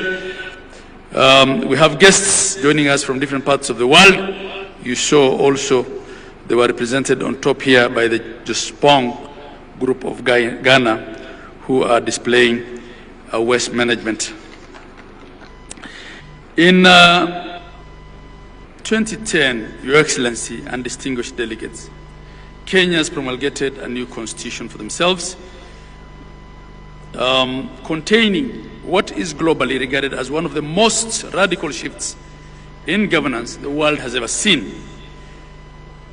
Some have called the format of the Kenyan devolution experimental. The new system created distinct and yet independent governance through the national government and 47 county governments, which are constitutionally mandated to deliver on key services through locally elected leadership and representatives. We're all in agreement, all of us here, that devolution, notwithstanding its challenges, real unperceived, remains an exemplary case of meaningful reform and the best gift that Kenyans accorded themselves in 2010. The main purpose of devolution was creating units that would secure equitable distribution of development in the country, that every Kenyan is then guaranteed a dignified and a quality life with access to public goods such as healthcare, water, housing, food, education, and transport at the local level. Creation of administrative units beyond the county governments in wards, villages, and planning committees is further meant to ensure that the communities are heard and that the citizens' needs are met no matter where they are in Kenya. Article 174 of our Constitution captures this very succinctly by laying out the objects and the purpose of devolution. And there are 9 of them, and they include, among others, to promote democratic and accountable exercise of power, to foster national unity and recognize diversity. I'll not read all of them, but you can refer to Article 174. And in fact, in that article, Your Excellency, it's only one, really, and the object that explicitly refers to economic development under F, which says social and economic development and the provision of proximate, easily accessible services throughout Kenya. So through devolution, we were dealing with development, but we were also dealing with equity and social justice that is uniform across Kenya. From the above, ladies and gentlemen, the architecture of the Constitution anticipated that devolution would not only be concerned with economic development, but it will also foster national unity, democratic and political inclusion, and facilitate the decentralization of power, responsibilities, and resources, all aimed at bringing decision and services closer to the people. The establishment of the devolved government was thus our ambitious way as a country of reversing centralization as a basis of both political and economic development. It is both an economic imperative. Devolution is an economic imperative, but I believe it was also a political settlement. Devolution is indeed the truest and the most progressive definition of bottom-up social, economic, and political transformation. 12 years ago, Your Excellency, under the first election, under the new constitutional dispensation of 2010, we set up the first cycle of county governments. We ushered in 47 new county governments. And these governments, unlike the former local authorities, were created through the statutes. They had constitutional protection. They were established in line with the Constitution, and they enjoy both institutional and financial safeguards directly from the supreme law of the land. The fourth schedule further splits the functions between the national and the counties. Your Excellency, we've come a long way. At the Council of Governors, we appreciate that in 2014, on the 16th of December, you unbundled through a Gazette notice a lot more functions and component of functions. And this has been something that has been outstanding for long, and we don't take it for granted. But we still seek the further unbundling and costing of the few remaining functions, that they be completed to finality in full compliance with the letter and the spirit of the Constitution, and that the attendant resources of all functions already transferred will all follow.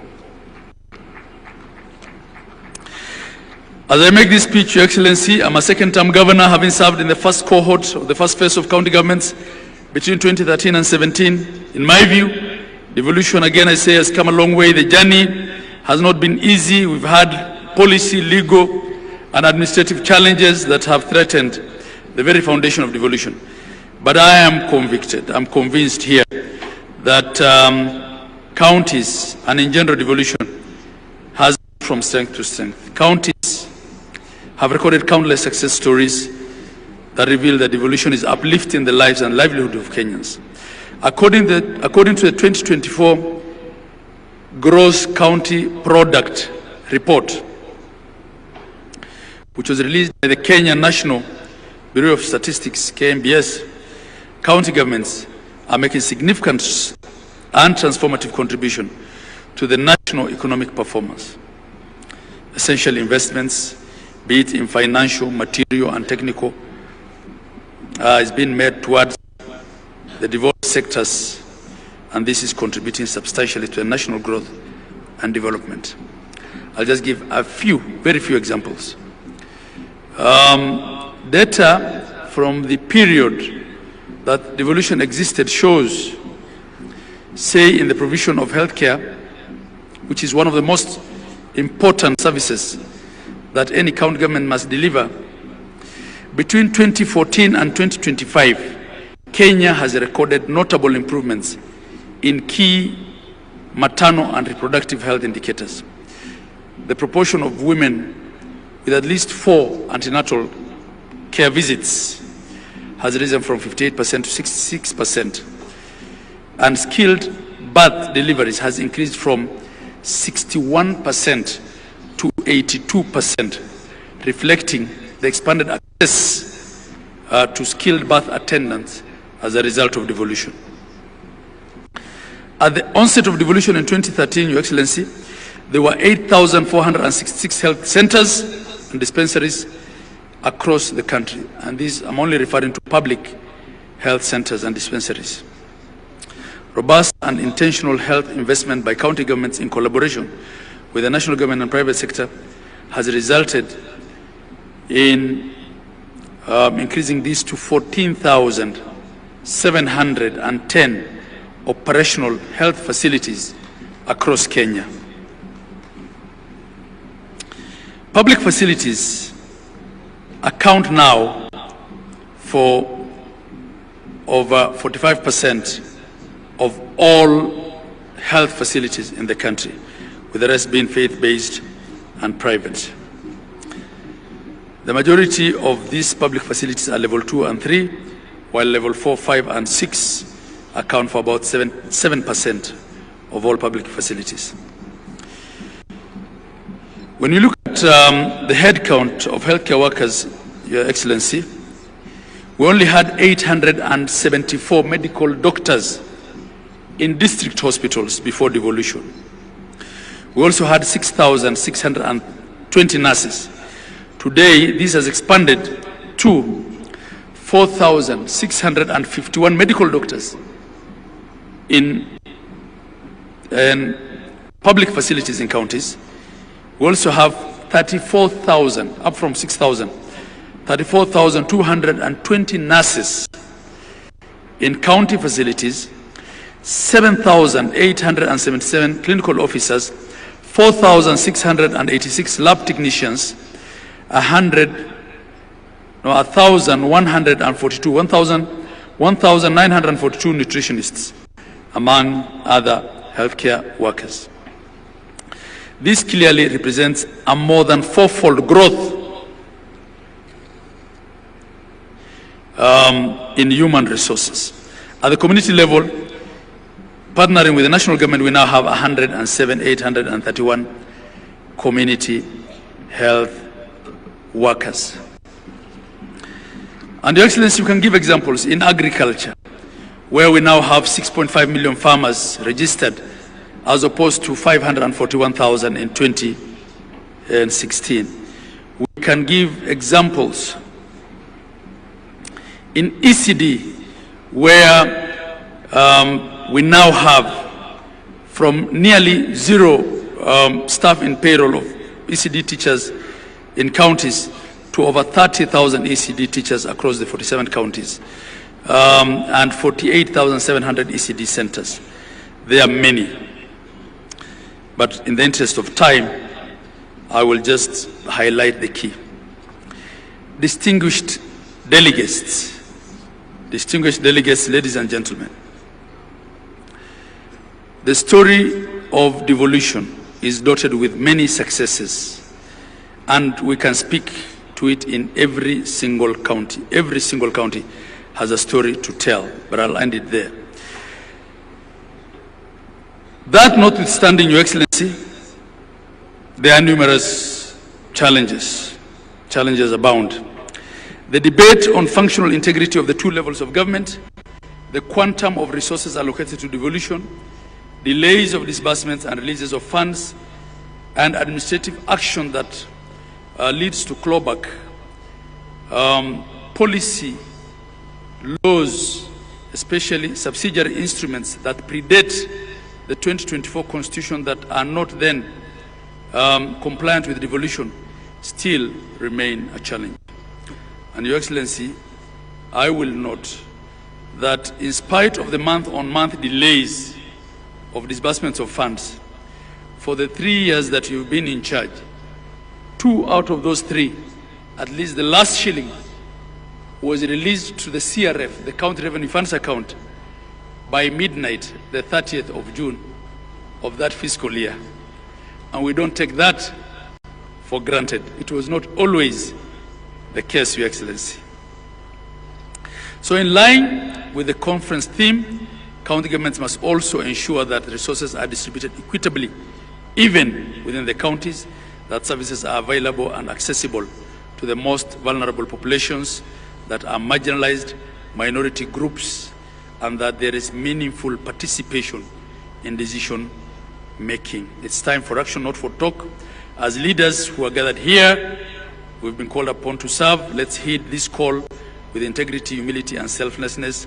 Our Constitution expects us all here that we'll conduct our affairs in the fullness of good governance practices in respect of human rights and in social justice, while ensuring that there is equity and inclusion at all levels.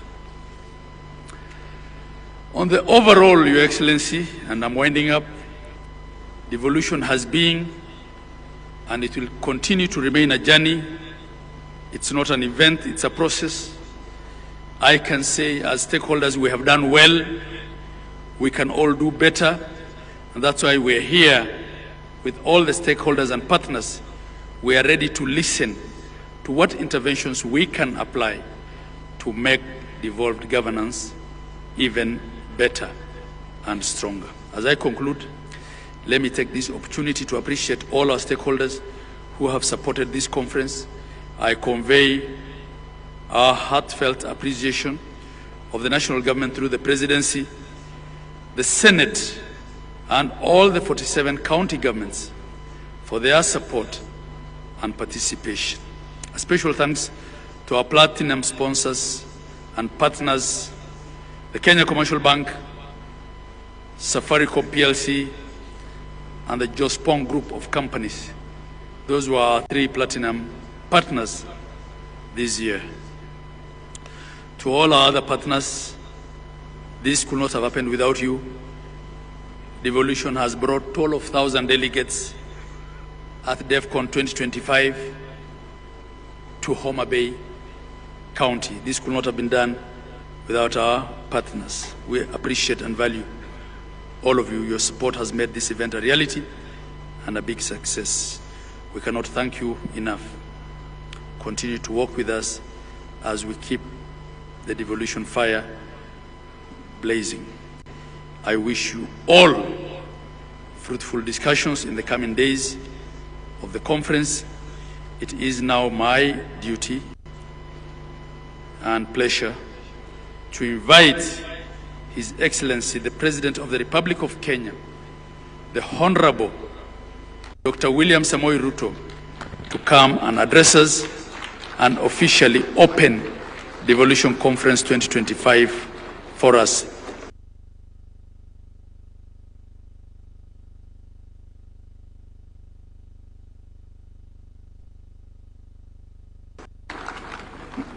Thank you very much, Governor. Ladies and gentlemen, let's take our seats. Thank you very much.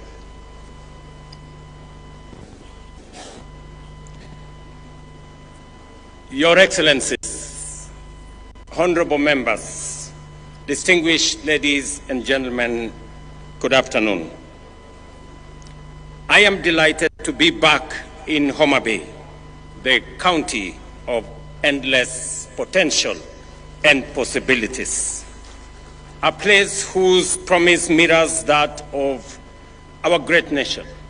Vast possibilities, many opportunities, awaiting bold action as we steadily unlock the full benefits of devolution. Our counties are critical frontiers and the powerful drivers of both national and local growth. This Devolution Conference is therefore a moment to take stock, celebrate gains, and reimagine how we can accelerate progress for every county and every Kenyan. The theme of this year's conference speaks directly to our national vision, a Kenya where every citizen, regardless of region, gender, background, or status, has a fair and equal opportunity to thrive. Our Constitution's preamble commits us to human rights, equality, freedom, democracy, social justice, and the rule of law. This theme is a reminder of the bold, transformative journey we began and a call to remain true to our shared aspiration as a nation and as a people. Ladies and gentlemen, devolution has been transformative. It has fostered equity by distributing resources fairly and addressing historical imbalances. It has enhanced inclusion by empowering communities, empowering women, giving a chance to our youth, and extending a fair environment to persons living with disability for all of us to participate fully and meaningfully in the development of our nation. Social justice has taken root through accountable, transparent, and responsive governance. The national government is proud to have invested heavily in making these principles a reality. And for myself, I have had the privilege to chair the first intergovernmental budget committee, commonly known as IBEC, from the beginning. And I have had the privilege to see devolution grow by leaps and bounds. Through collaborative frameworks, such as the Intergovernmental Relations Technical Committee, the Council of Governors, the Summit, and the other intergovernmental fora, we have resolved challenges amicably and aligned our policies and resources as guided by our constitutional vision.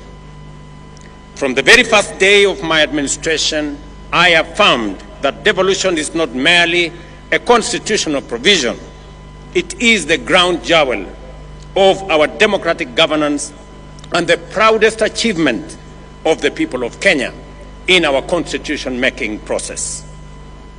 I pledged to accelerate the full transfer of all outstanding devolved functions as assigned in the 4th schedule of our Constitution, together with the requisite resources.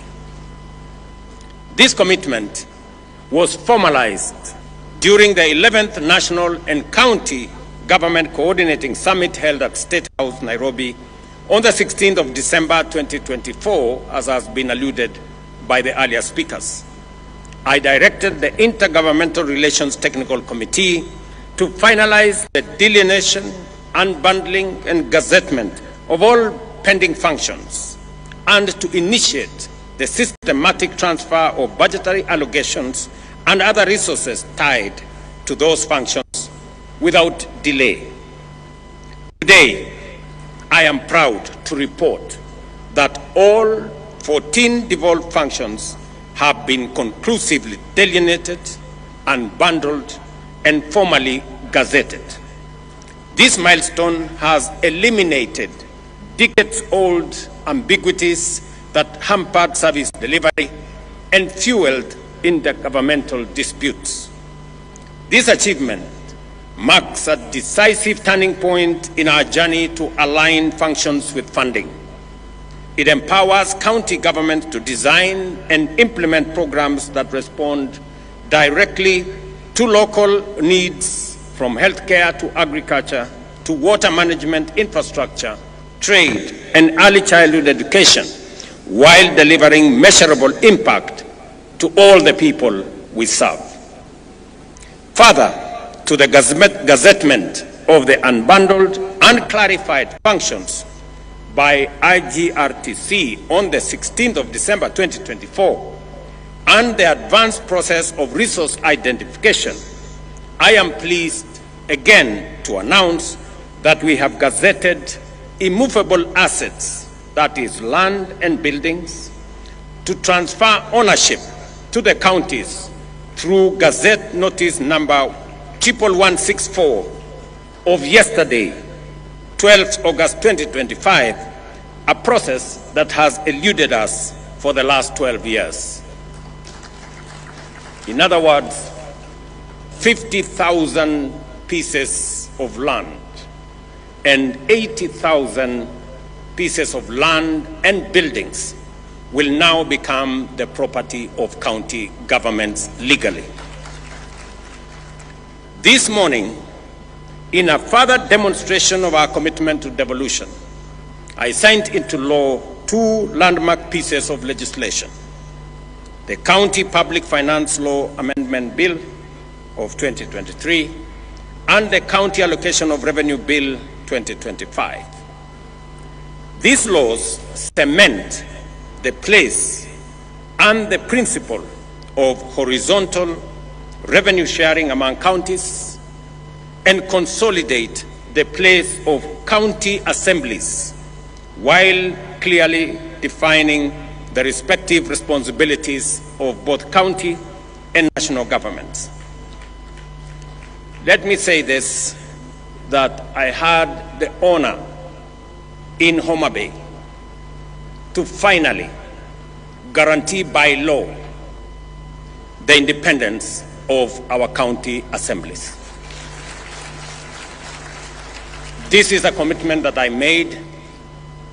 This is an engagement that I did with the county speakers and county assemblies, and it was a merited request and a merited ask that the same way we have independence of the legislature at the national level, we must also have independence of the legislature at the county level. I now ask the county assemblies to effectively undertake their responsibilities, effectively provide oversight, efficiently legislate for counties to perform their mandate, and also robustly represent the people who elected them. With this new mandate, with this new independence, the counties' assemblies now have no reason nor excuse not to do what they have been mandated by the Constitution effectively. Under the Division of Revenue Act 2025, we have allocated an unprecedented Kenya shillings 415 billion to counties, nearly 30 billion more than last year's allocation.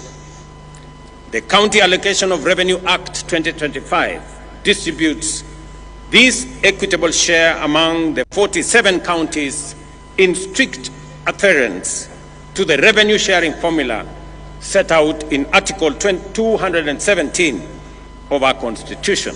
And again, today marks a turning point. We are using a new revenue sharing formula, again marking another historic step. This is the first allocation, as I have said, to apply the fourth determination of the basis for division of revenue approved by Parliament this year. This is not just more money. It is a stronger foundation for counties to deliver, develop, and transform people's lives. Ladies and gentlemen, despite operating within a tight fiscal space, the government has honored its commitment to timely disbursements, clearing all balances owed to counties for the just ended financial year. This ensures that counties have the fiscal capacity, institutional infrastructure, and human resources necessary to deliver on their expanded mandates effectively. Again, to report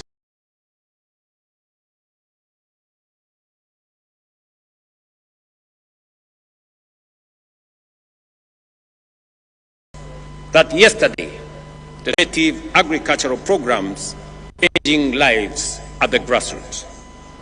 Investments, ladies and gentlemen, are the lifeblood of the grassroots. Investments, ladies and gentlemen, are the lifeblood of economic transformation. They inject capital, spur innovation, generate employment, and unlock local potential. Nowhere is this more true than our counties. Under our bottom-up economic transformation agenda, we are working with counties to build one bankable, high-impact value chain in every county, from fish processing here in Homa Bay to leather in Kajiado and textiles in Kitui. This is about turning local potential into jobs, incomes, and exports. The Government of Kenya, through the Ministry of Investments, Trade and Industry, is developing investment procedures for key priority sectors, working with counties. This will serve as strategic tools to highlight opportunities, showcase value propositions, and support investor engagement locally in our counties and internationally as well. We have already completed the initial 4 sector packages: leather, business processing, outsourcing, e-mobility, and textile and apparels. By supporting end-to-end value chain ecosystems, we will increase local incomes, enhance food security, create jobs for our young people, and position counties as net exporters.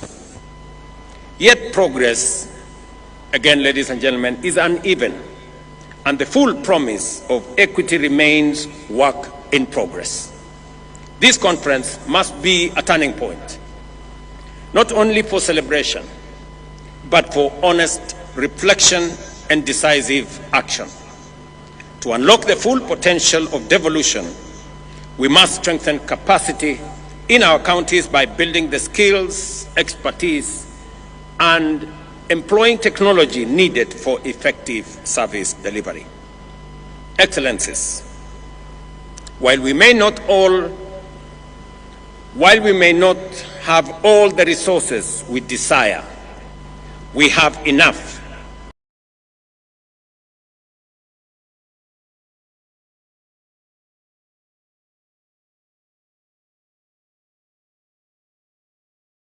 Deliver meaningful service to our people, needed for effective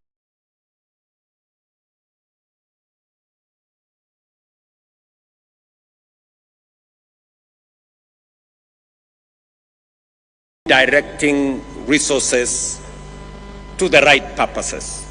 How much is lost to waste and corruption?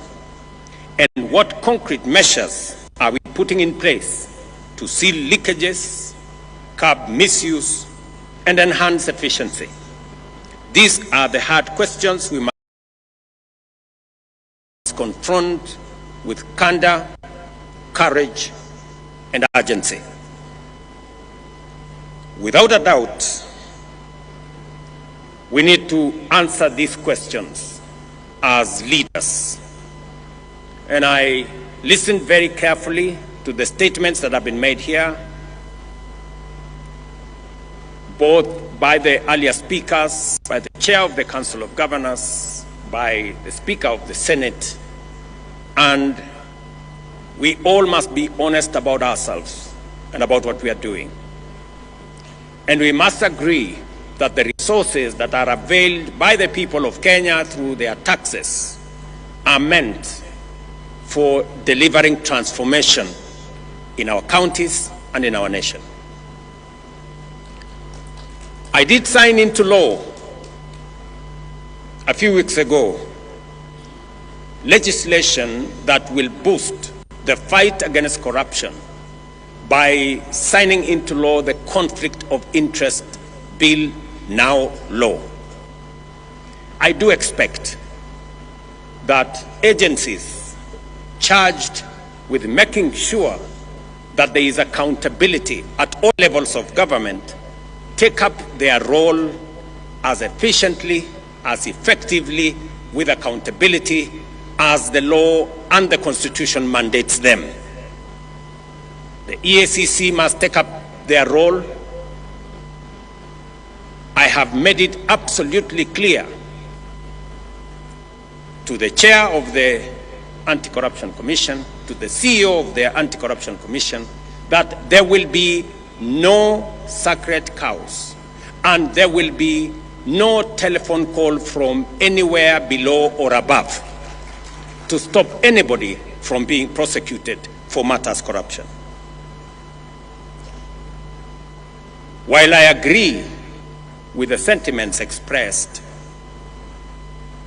by the Speaker of the Senate, and he has made a solid statement on holding governors and county governments to account, I also must say the legislature must also be held to account.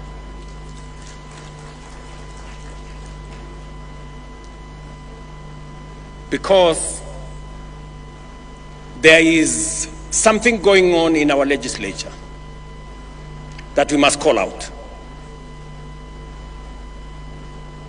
There is money being demanded from the executive, from governors, from ministers, from people in the executive, especially those who go for accountability before our houses of parliament. Mr. Speaker, it cannot continue to be business as usual. It is not possible that committees of parliament demand to be bribed, demand to be paid for them to write reports or to look the other way for what is happening in either the national government or the county governments. All of us must act together. The fight against corruption must be an all of society engagement and exercise and effort. I also want to ask the judiciary not to be a haven for the corrupt to hide behind judicial decisions. We have innovation that is only available in Kenya that allows a corrupt person or somebody who has stolen public resources or somebody in breach of law not to be prosecuted. Something called anticipatory bail. It is a Kenyan innovation that takes us backwards. Just let's ask ourselves, somebody who has stolen public funds and then goes to court and gets something called anticipatory bail, makes it impossible for such a person to be arrested and prosecuted endlessly. How does that support the fight against corruption?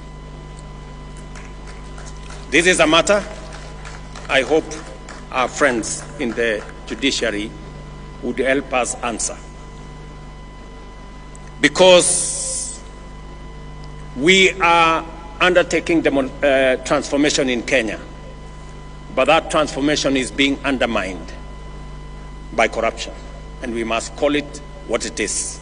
And all agencies, institutions, and arms of government, we must come together to deal with the challenge of corruption so that we can ensure that public resources are meant and are used for the intended purposes for which the people of Kenya have asked us.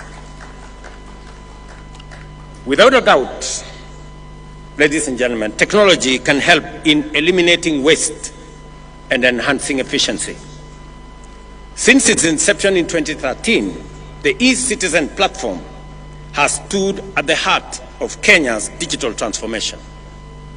What began with a handful of services, about 300 then, has evolved into a 24/7 one-stop shop for over 22,000 government services, accessible from every part of Kenya and everywhere in the world. Today, more than 14 million Kenyans are registered on the e-Citizen platform.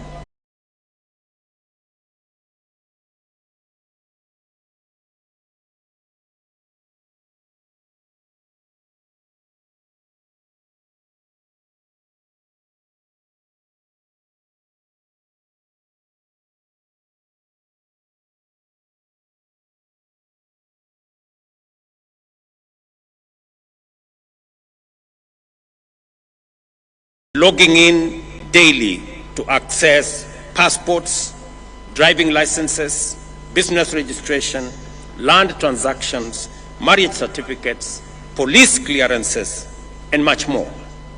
All without queues, intermediaries, brokers, or unnecessary bureaucracy.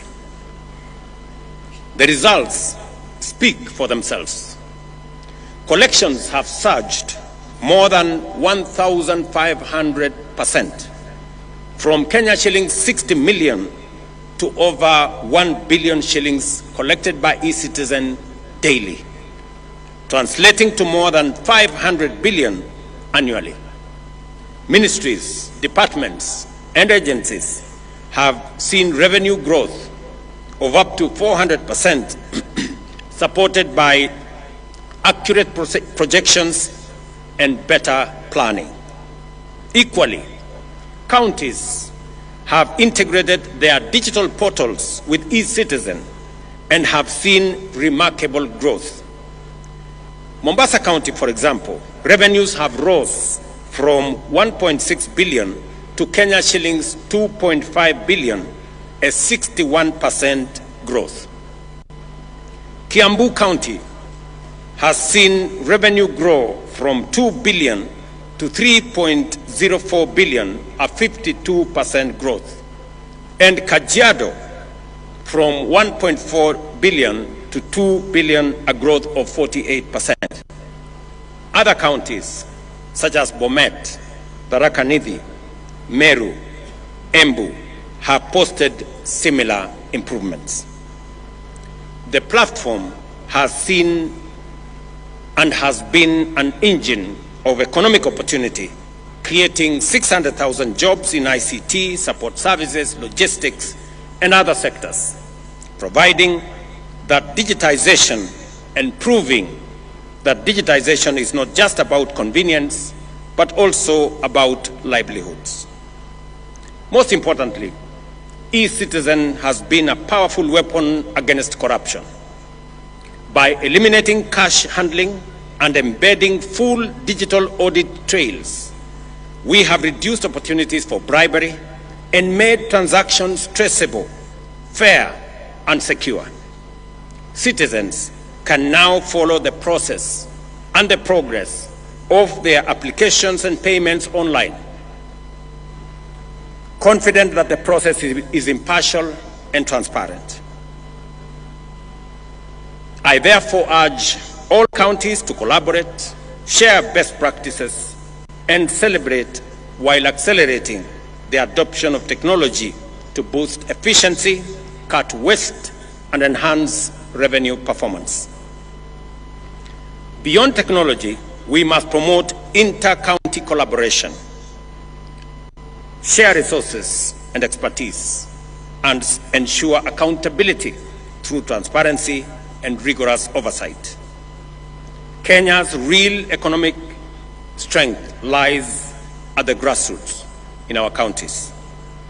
Through the bottom-up economic transformation agenda, we are moving from raw material production to value addition, strengthening agro-processing, manufacturing linkages, and market access for SMEs and smallholder farmers. As we gather here in Homa Bay, I challenge every leader and citizen to renew our commitment to the spirit of devolution, invest in people-first policies and programs, ensure every shilling has impact, and bring government services closer to the people. Let me share two other things that I really wanted to say on this day, this very important day of devolution. I must congratulate county governments. I must congratulate our governors and the county assemblies for the partnership they have demonstrated in working with me in the transformation of our country. We have worked together.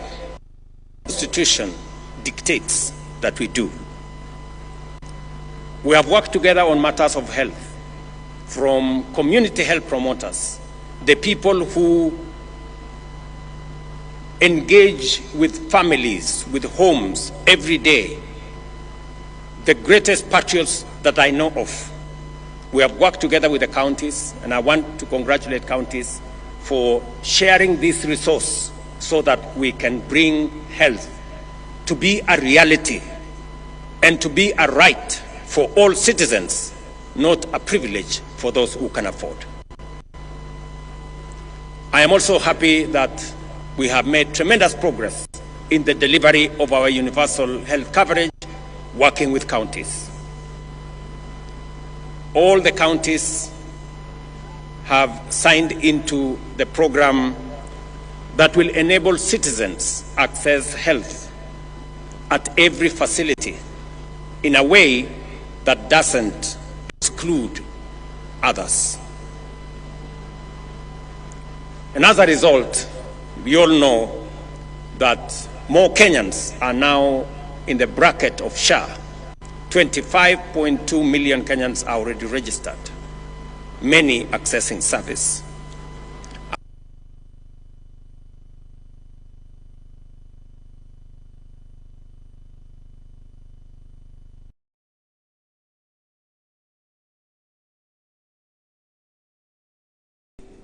Charges citizens for a service already paid for by the government of Kenya. Let me state here that we have made provisions in the budget of 21 billion Kenya shillings to make sure that treatment, no dispensary, no health center or sub-county hospital should charge citizens who go to seek treatment, because the government of Kenya will refund for the treatment, for the medicine given to citizens at that level. I am saying this because there are counties that are still charging citizens in health centers and dispensaries and level 4 for treatment when that treatment is already paid for by the government of Kenya. We should stop it. And I want to ask you, colleagues, to help the citizens of our nation, because, as I have said, we do not want to make health a privilege. We want to make it a right for all citizens.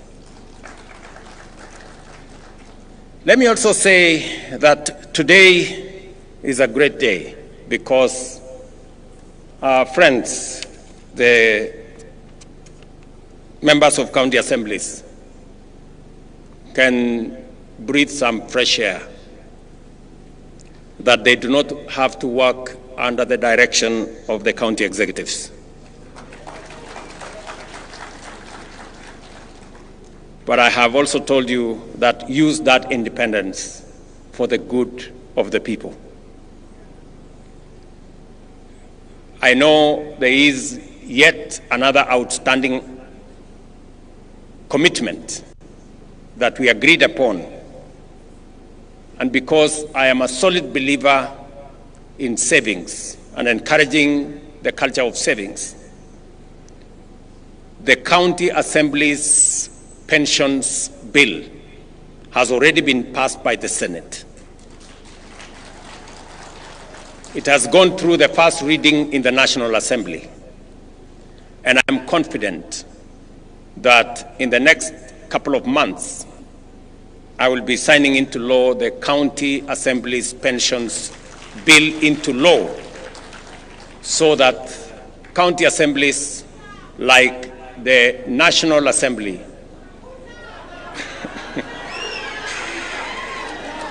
will also have pension, just like members of Parliament.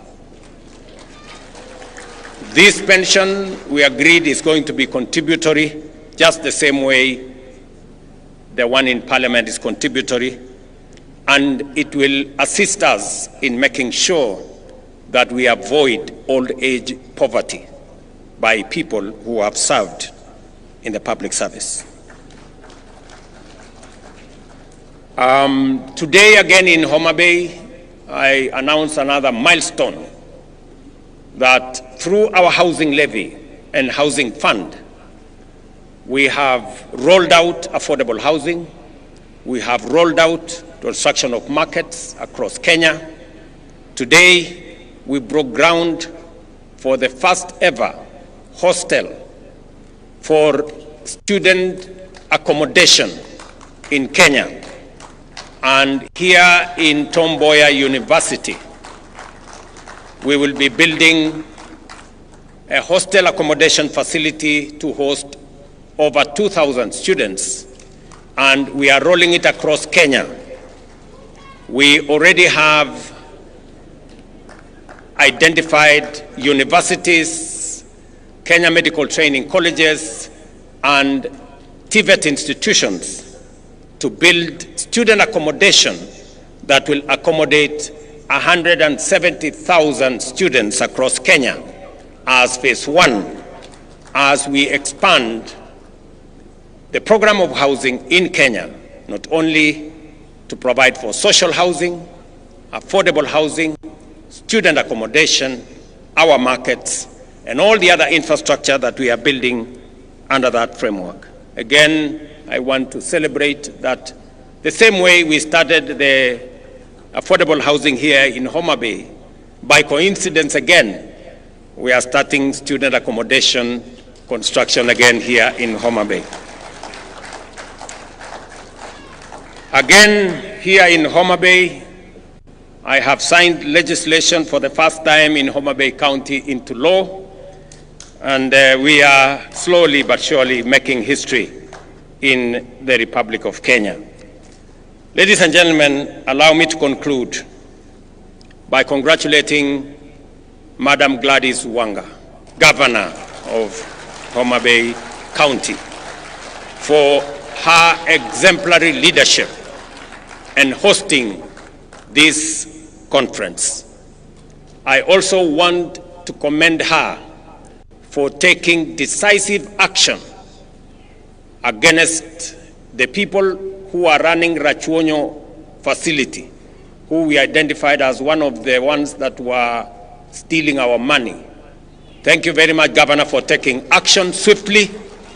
And I want to promise you that as you dismiss those people, we will look for them so that we can prosecute them, so that they can, we can hold them to account. And we are going to do it for all the other facilities that will try to steal from our resources meant for health.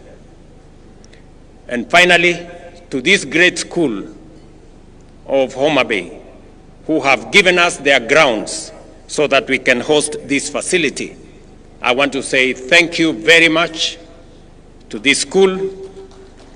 And as a small token of appreciation, the government of Kenya is going to provide 10 million shillings for the construction of the library, as I was informed by the governor. Thank you very much, Mwalimu, for allowing us to use these great grounds for this momentous event. For the people, for prosperity is not just a slogan.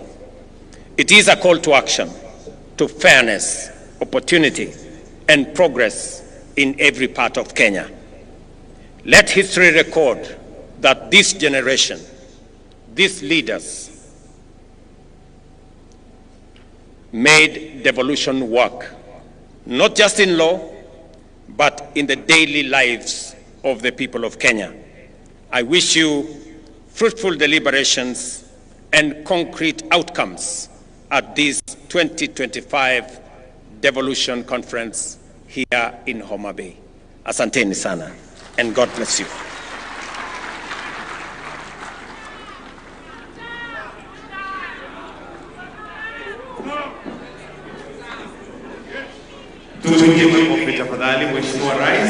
Let us take our seats briefly, please. Kindly, we can just take our seats.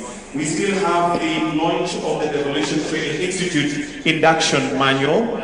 And allow me, Your Excellency, to invite the COG Chair, the host governor, the Vice Chair COG, the Speaker of the Senate, PS Devolution, COG Whip, CEO COG, and Ambassador Sebastian Groth to flank His Excellency as we now progress to the launch of the Devolution Training Institute induction manual. So the launch will be with the press of this buzzer.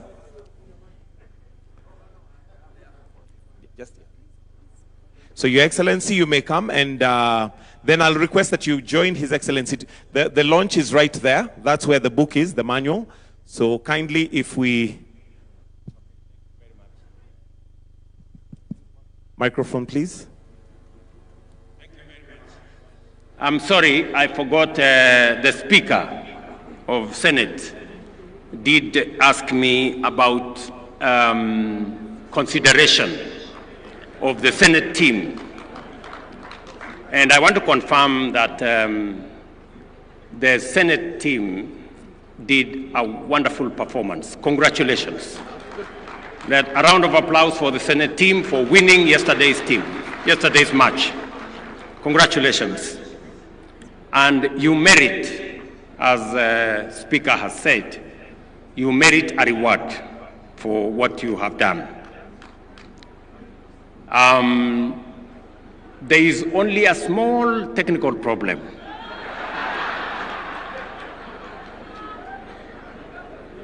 Rewards at the level of what we have done for Harambee Stars is only given when the opposite team is not Kenyan. So unfortunately for the Senate, the team on the other side also came from Kenya. So I really apologize that I may not be able to assist in this particular circumstance. But the next time you play against a foreign team and you perform well as you have done, then there will be due consideration. Thank you very much. At the count of 3, we'll have the launch of the manual. And Your Excellency, it is right there where we're going to be having the launch. So in 3, 2, and 1, the buzzer is pressed.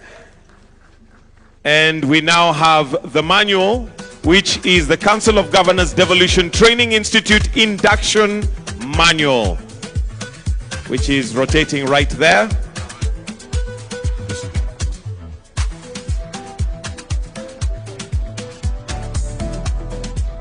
And then we'll have a presentation of the manual by His Excellency to those who have flanked him, so that you will see exactly what the manual entails.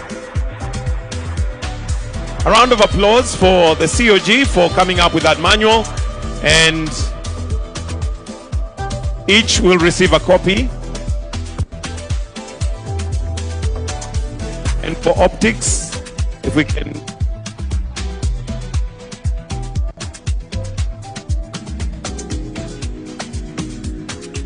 Then if we can all just hold a copy once it's done for a photo opportunity.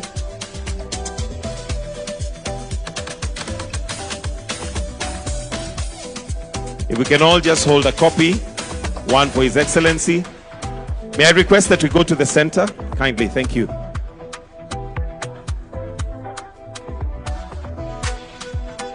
If we can have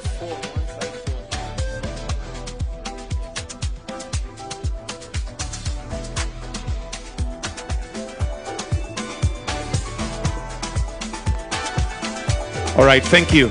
I'll request that we leave His Excellency the President and Her Excellency the Governor. The rest, if we can take our seats, please. His Excellency the Governor.